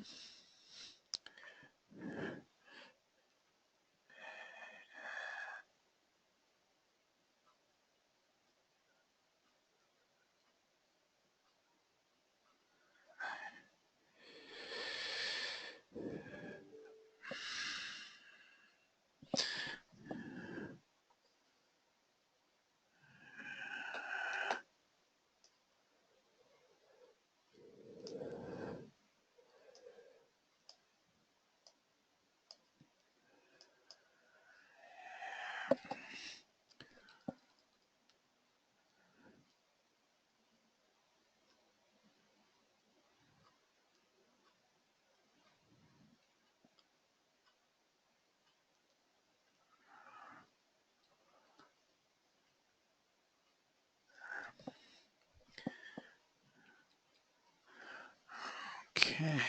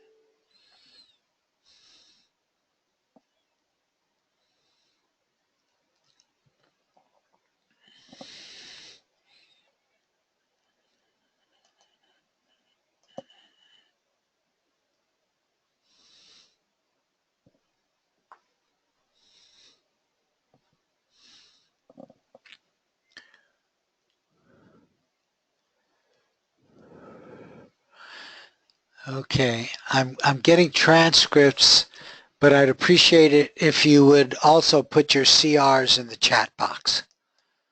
There you go. Thank you.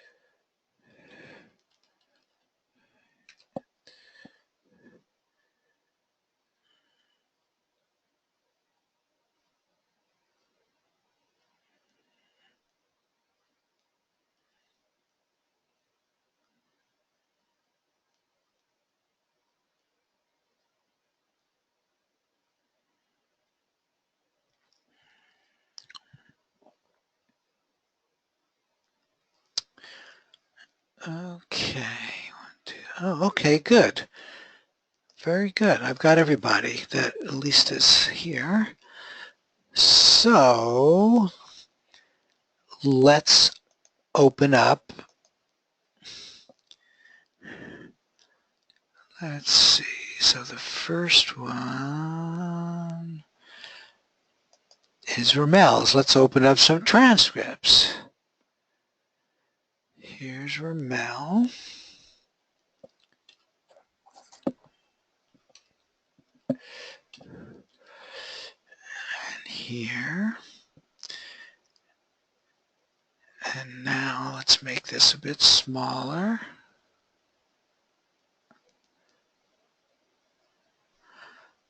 Okay. Ramel, oops, that's page 2. So here's page 1. Okay. Why don't you, Ramel, go ahead and we see it. I love the way you did your A's and B's. That's great. Go ahead and give us your rationale, I guess. Why don't you just tell us what went on here?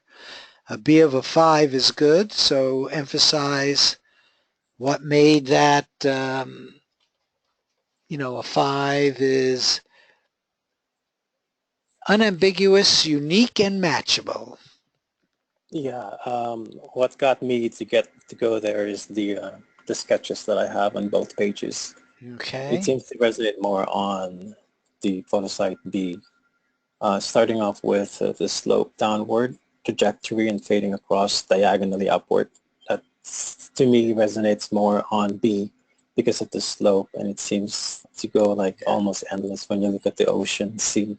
Mm-hmm. Well, on A, it's just a flat surface and everything else. I gave photosite A those the sketches that I did here with looks like the stripes of the zebra, Right. like in the image. But that's as much as I get with the sketches. The column sound, I give it to both of them, more on B. There is a scenic, peaceful sense that I get, natural as well, to which we both of them. But I give the more peaceful side on, the B, because you don't know what the zero is going to be doing afterwards. The rack slabs, the water garden in connection to the A seems to be more present. Although I must say that the color yellow tends to resonate with an A, but there's also yellow on B. Right here, yeah, I see it. Yeah. So I feel like that's both of them. On page 2, I see that there's a distinct hard surface that is upright, and then there's a connection between the two. There's an upright and a way downward, and that creates the slope. That to me is more connected to the B. You didn't identify this as water, but it sure looks like water. It just sort of like that, yeah. Yes. Yeah. I did write down water garden in the Japanese garden kind of thing. Up Japanese. above, yeah. Yeah. Yeah. So there's once again there's another one like there's an upward something, and then there's a downward something, and I even drew like little people here. I'm not sure if there's a person in there. But there's like this thing, tranquil, beautiful, peaceful, a retreat of some kind. So that's making me more points for B. Then I see what else? That's pretty much it. If you go scroll down a little bit more, this Marty, can you scroll down, Marty? Yeah. Okay. Could you scroll down on my work? Yeah. On page 2. There we go. See that? Yeah, there you go. See that B with a star? That's my perspective on what the targets, the correct target site is. So there's this. It looks like an ocean now, and there's a stop thing, and then I see it looks like a sun, but I didn't label it a sun because I didn't feel like it. But there's this vast and spacious thing again, so I felt that's incriminating on B. Oh, no. And you did a star as super good match. Is that what your star meant? Yeah, it's I like that. No. Again, like the only thing I caution against is don't get too emotional about it. Yeah. It's hard for the emotion lights it up for reasons of the match, not because it's feedback. So that's another thing to all remember is this is not an emotional session. But I certainly agree at the intellectual level, not emotional. I mean, even this part right here, I hope you can see my cursor, is like all of this. Yeah. Oh, yeah. Yeah. And then I have the descriptor here, like powerful light, which is very imminent to the photosite B. Okay. Very good. Thank you. And no problem with the 5. Okay, let me open up whoever came in next. Judy. So let's get Judy. And I think I need to rotate you, so I'll do it this way.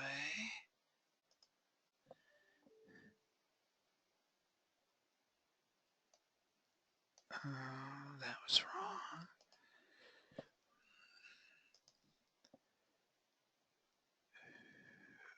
Okay. Here. And I need to save it. And then we can rotate it. There we go.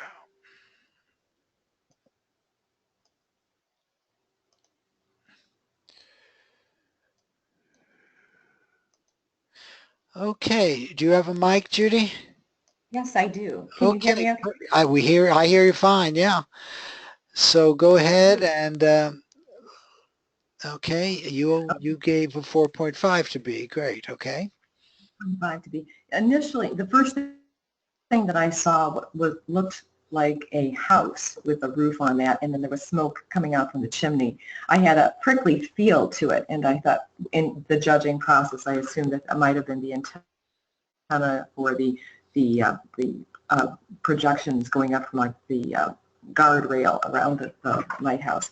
I saw it looked like yellow, black, white, gray, and red. I saw all of that in B. And the smoke-like structure, I took that to be the clouds to right of the lighthouse.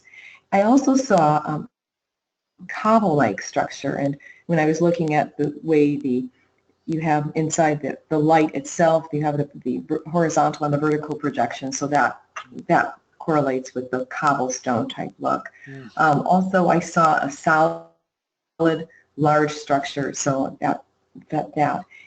Then I saw a grassy knoll, so it seemed like I started to bring in A, and it was the grassy knoll, sunny, met with both of them, guarded.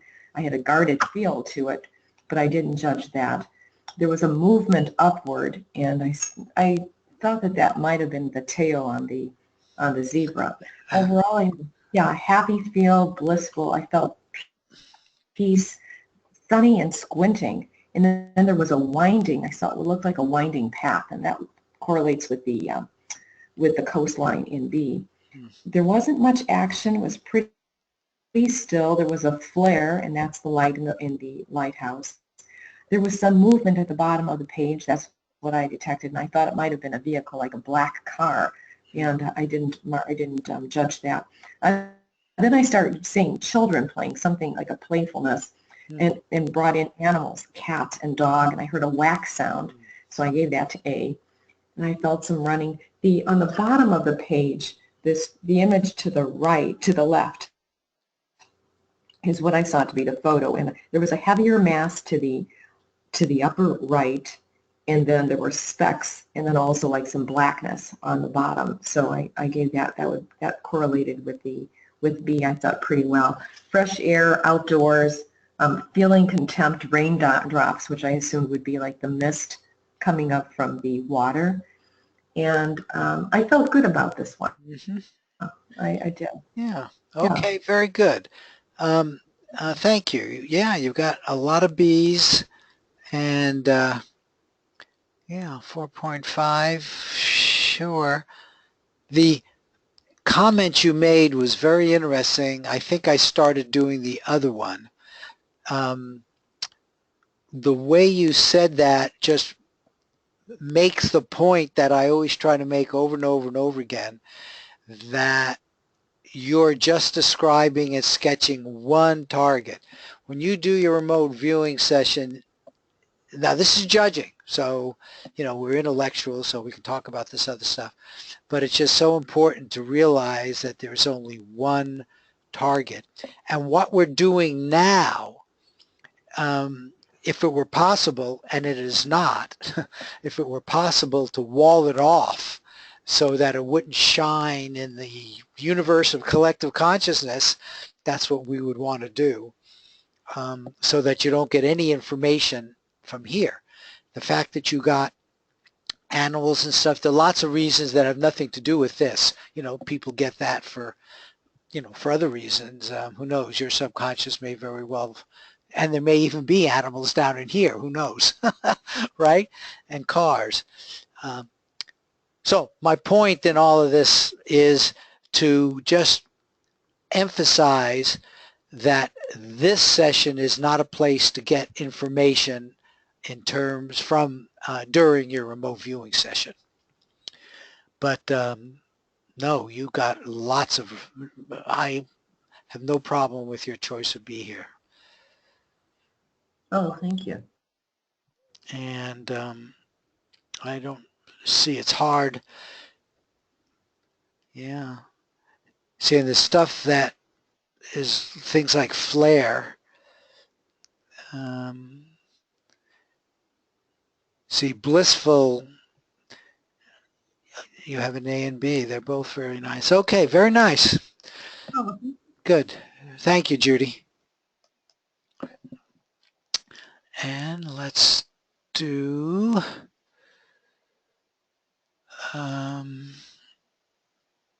Lila. Now this will be interesting.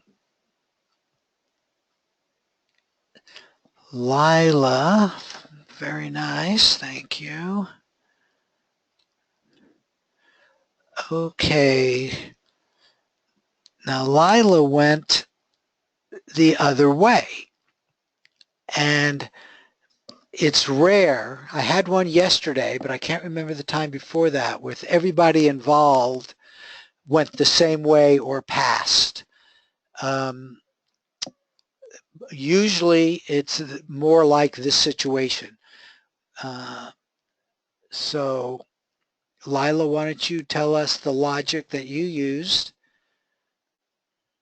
Okay, the first impression while you were still talking Yeah. was I got horses, a carousel, and Oh, that's why I wrote carousel in my AOL, but there are the horses, right. well, zebras. Wow. Okay. Yeah, well, that's what I got. Right.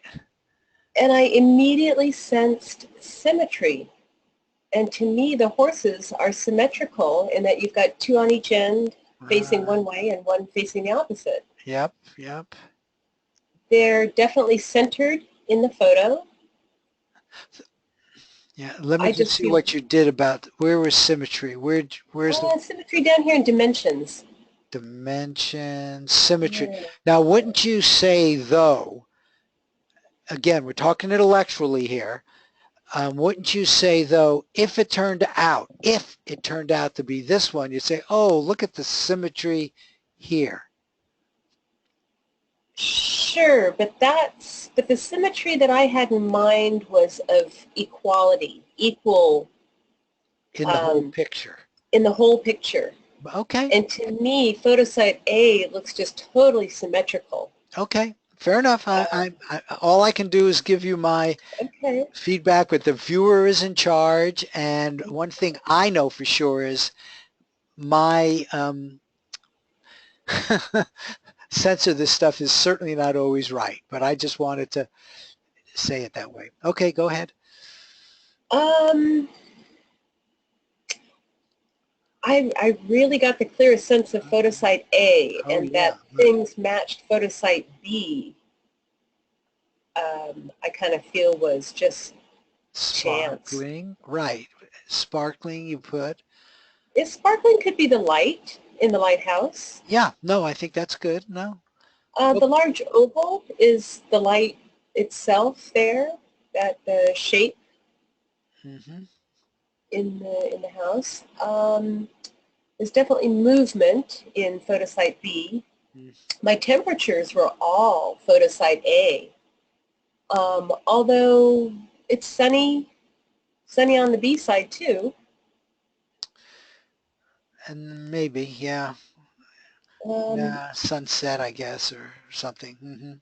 Yeah. A little bit, but Let's see. At the very end, when you said to go back and get, a couple of more impressions, I got stripes under colors. I got stripes at the very end. Oh, wow. That's very strong.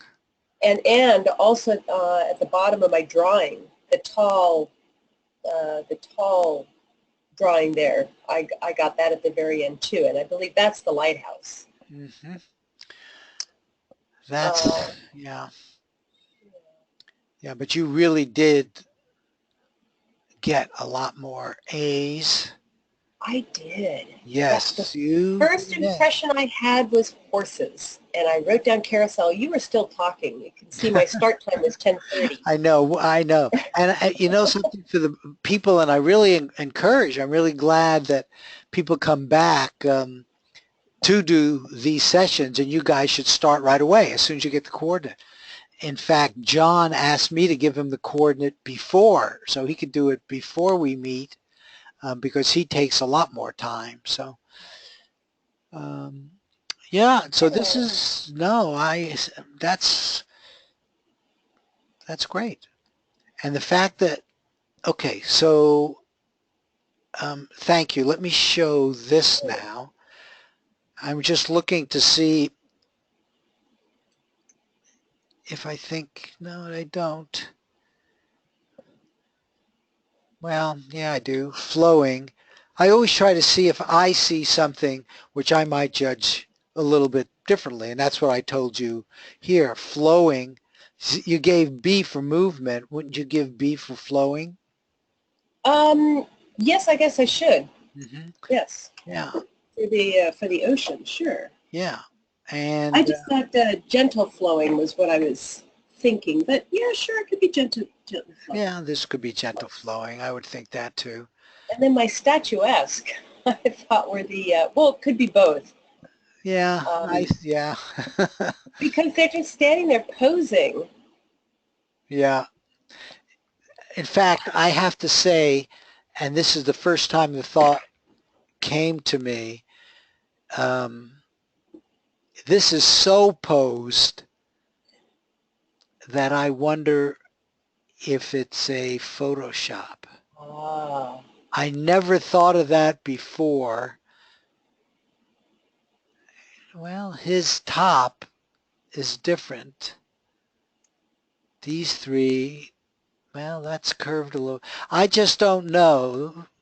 I don't know. Anyway, I'm just sharing with you because I don't ever use Photoshopped ones if I know they're Photoshopped. I want them to be real places you can go to. Other Well, people there, don't think that matters because you're describing and sketching the photo at least. And the fact that you got a carousel I thought was pretty amazing. well, because zebras to me are happy creatures. Huh? I don't know Yeah. why. Well, and they're happy just when you, well, and this whole picture is happy. I mean, come on. I think so This is too. a I think the funny whole picture. picture is happy. And you can tell they're all different zebras by their stripes. See the stripes on their chests? Are they? They're all different. Are Yes. they different? You're Yeah. looking. Look at their chest. Yeah, okay. And you can see different stripes. Mm-hmm. So it's not, I wonder how Different they ever got them patterns. to do that. Hey, Okay. Marty, Okay. I have a question. Sure. If it's Photoshop, would that have made a difference? In my mind, it would. In other people's minds, it wouldn't. And for my mind, it would because I tell people at feedback time as well at remote viewing time to go to the site where the photo was taken and then pick up all the sensorials that they can that can be verified from the photo. See, That's good. Good point. yeah, see, that's a definition of photo site in my mind. So that's why I don't like to use that. But other people say, who cares? I could still always draw what I see. And some people, for example, will do paintings as targets. And people can describe a painting just fine, thank you. So, and maybe they imagine what that site would be in a magic place that the artist was doing, even though it wasn't real. Okay, very good. Thank you. That's the last one. And now let me show you. This is what all of you did. And the way I do group judging is I like to highlight. I don't, let me just move this whole thing over a little bit here so that doesn't happen. I highlight anything over 3.5. You know, 3.5 is our marginal one. So I highlight the 4s and above, and then I mark the 3.5s in gray. And this is the kind of pattern that we typically see. And as a group predictor, 3 to 1 plus high numbers, I will go with the prediction of photo site B. And let's do this normally now. So as an individual, you would put in your CRAs and CRBs in here, at least the closest ones. These are the choices we give you. As a group, because of the number, not because of the average, I'm going to maybe make this a 3.5. I feel, you know, a 5 was so strong that indeed it would be wagerable standing alone. Lila, you know, if this were a wager you could make, and it is, to wager on it would be okay, except you do have this information, so you don't know quite what to do.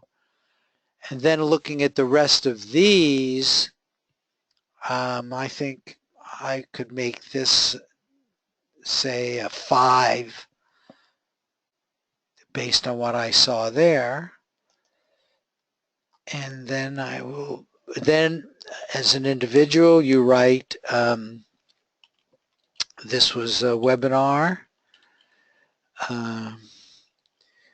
We had 3 viewers, judges with CRs over 4, and 1 viewer with a CR equal 5 on photo site A. Okay. 3 viewers with CRs over 4 on photo site B. And 1 viewer with a CR equal 5 on photo site A. Okay, so then you would always, and I really recommend putting in comments, because these are available to you later for your learning. Everything is saved. Your CRs are saved. Everything is saved. So then we submit. Again, notice from a user-friendly standpoint, it is really user-friendly.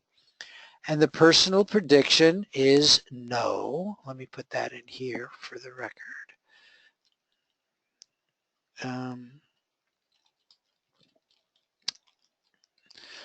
Okay. So that's it. So now you're done judging, and you go about the rest of your day. So we did a prediction. See, if the prediction were yes, I would then go on to a sports site, just like you saw we did with the soccer match, and I would actually wager. But with the prediction of no, there really isn't a good wager to make. Usually with our sports predictions in the groups, because they're short term, there's a wager which you could wager on either side. So the wager might be over versus under. Will the specific game have a total number of points, say for a baseball game, of over or under 7? Okay, let me say it again. Will the total number of points in a specific baseball game be over 7.5 points? Yes or no? So that's equivalent to saying over 7.5 wager or under 7.5 wager, which is what we do all the time for baseball. Or for basketball, it'd be over under 210 points. So those kind of sports wagers are available all the time. And then whether you get A or B, you would be able to do a wager. And that's our more normal mode. But here, there's no wager to be made.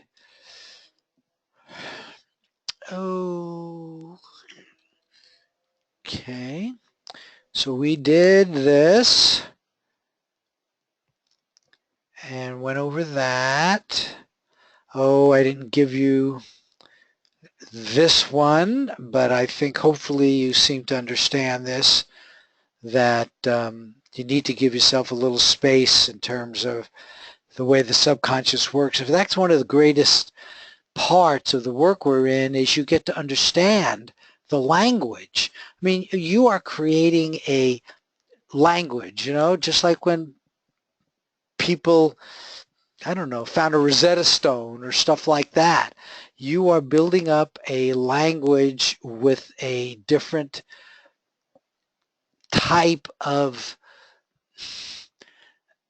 entity. I mean, I don't know what to call it, but there's a language which is being built up here, At one end is the universe of collective consciousness, and at the other end is your consciousness, and I see the subconsciousness sort of being the translator, you know? And these words it's so hard to use words to talk about this stuff. The best thing is to just do it. And I think as you're doing it, you get more and more of a sense of it. Okay, so that's what we did. And I'm just going to end with this now, which is my healthy, wealthy, and wise slide. And I really, well, of course, the health part today had extra meaning because we focused a lot of attention on it. And I do believe their work that you all are doing will make you wiser, understanding and appreciating the depth of your consciousness. It's teaching you something pretty important, and it's mostly self-teaching, which is rather cool. And then ARV allows you to gain wealth, and I believe with the wisdom, it really is the kind of wealth which is meant to be shared in ways which make sense to you, you know, and being wise, I trust you'll do it in wise ways. So thank you all for coming. If there are any questions or comments, let's do it now.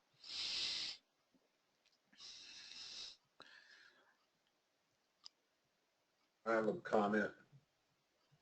Sure, please. This is Mark. Hi, Mark. Yeah, I actually did 2 of these. I thought that I had started too soon. I didn't know you could start as soon as you hear the. I've never done one of these before. Okay.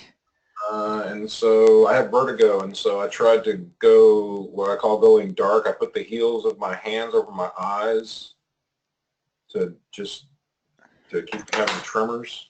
Huh. And when I do that, I usually can't see anything but just black. I'm doing it right now, and everything just goes black.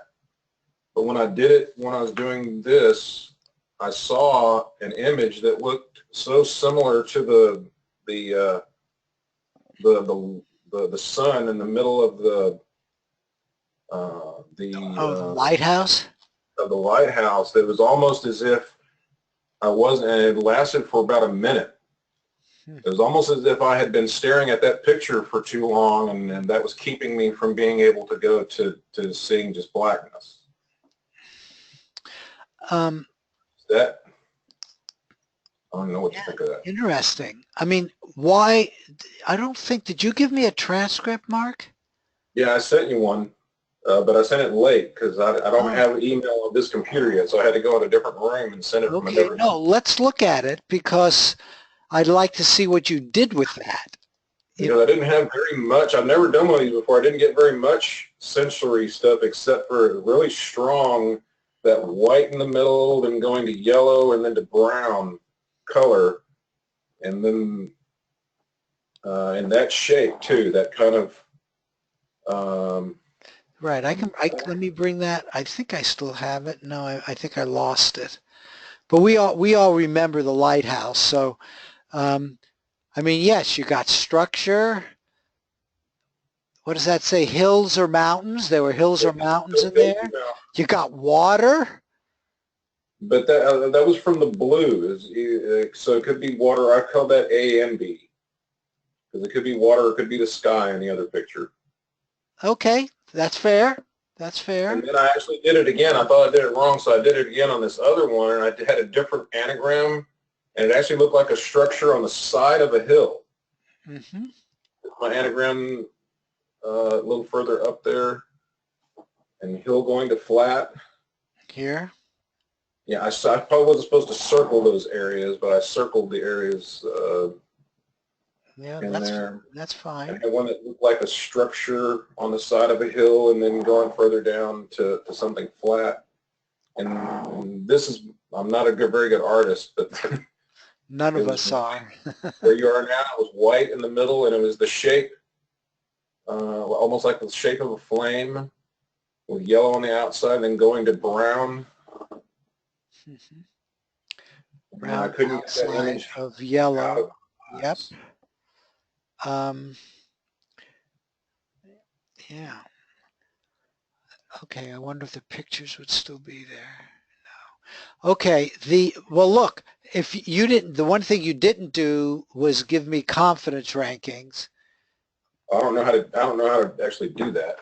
Well, interestingly enough, how to do that is using your judgment on that, and I think I can bring that up. So let's go through that. You know, it's educational for everybody. Let me see if I still have that around. It should be around. Well, let me bring it up again.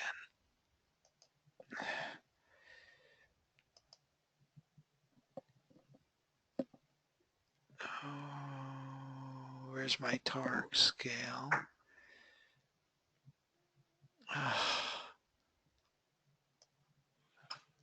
Okay, so there you are. Let me close this. And let me open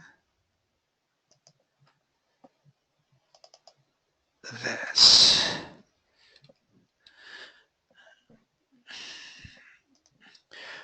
Okay, so this is the TARG scale. It looks to me, you didn't mark the A's and B's here. Oh, okay. First look is you have 4 B's here and 2 A's. Here, this hillside, there was a hillside next, you know, the other one was perfectly flat. There was a hillside near the lighthouse. Hill to, what is that word? Hill to flat, where it goes Well, and from you had that. I mean, down to flat. and that's just what the lighthouse hills look like. It went to water. So Yeah. I think that would be a B. Saw yellow. Well, yellow is more like A. And white. Brown outside of yellow. I don't know. But it looks to me, if you had a judge, which one, again, you know, unfortunately we're not looking at them, but which do you think it would be closer to? Well, to me, I immediately thought that it was the lighthouse, and even just Right. the sun, as it was shining right through the middle of the lighthouse, was Okay. the thing that really, I agree. And how yeah. good? Would you wager a little bit on it? I don't know if you can wager on that being because it's No, that no, they're but in principle, not. you know, when you do the judging, you know that. I would wager it. Yeah. Yeah, yeah, Uh, right. I'm very confident that, but I'm not sure why I saw that. Okay. So you would be up at least 3.5. Now, whether you would be up at a 4 or a 5, you would have to make your judgment, and you say you don't know how to do it, and you would have to make a judgment. You know what I mean? It's like doing this over and over again, you'll get a better feeling of how often you're right. Okay. But I can't give you a hard and fast rule. It is a judgment. You know, if you were to give it a 4, I couldn't quarrel with that. Again, different people would differ by about 1. I would say the most, I'd say a 5 might be pushing it a little, only because I'd like a little bit more data. But yours is pretty good. Giving it a 4, I wouldn't have any problem with. I don't know how Okay. anybody else feels. But Okay. that was a good session. Okay. Are you in one of our groups? I don't know if I am or not. I just did the paid thing. I need Okay. to try to figure out how to get into a group. She'll put you in a group. She'll put you in a carve group and send you an email within a day. If you don't get Okay. one, email me. Okay. Okay? Very good. Mm. Thanks for joining us. Okay, any other comments, questions? Very good. Thank you all, and keep precogging. And I'll end this now. Have a good day. Thanks, Marty. Thanks, everyone.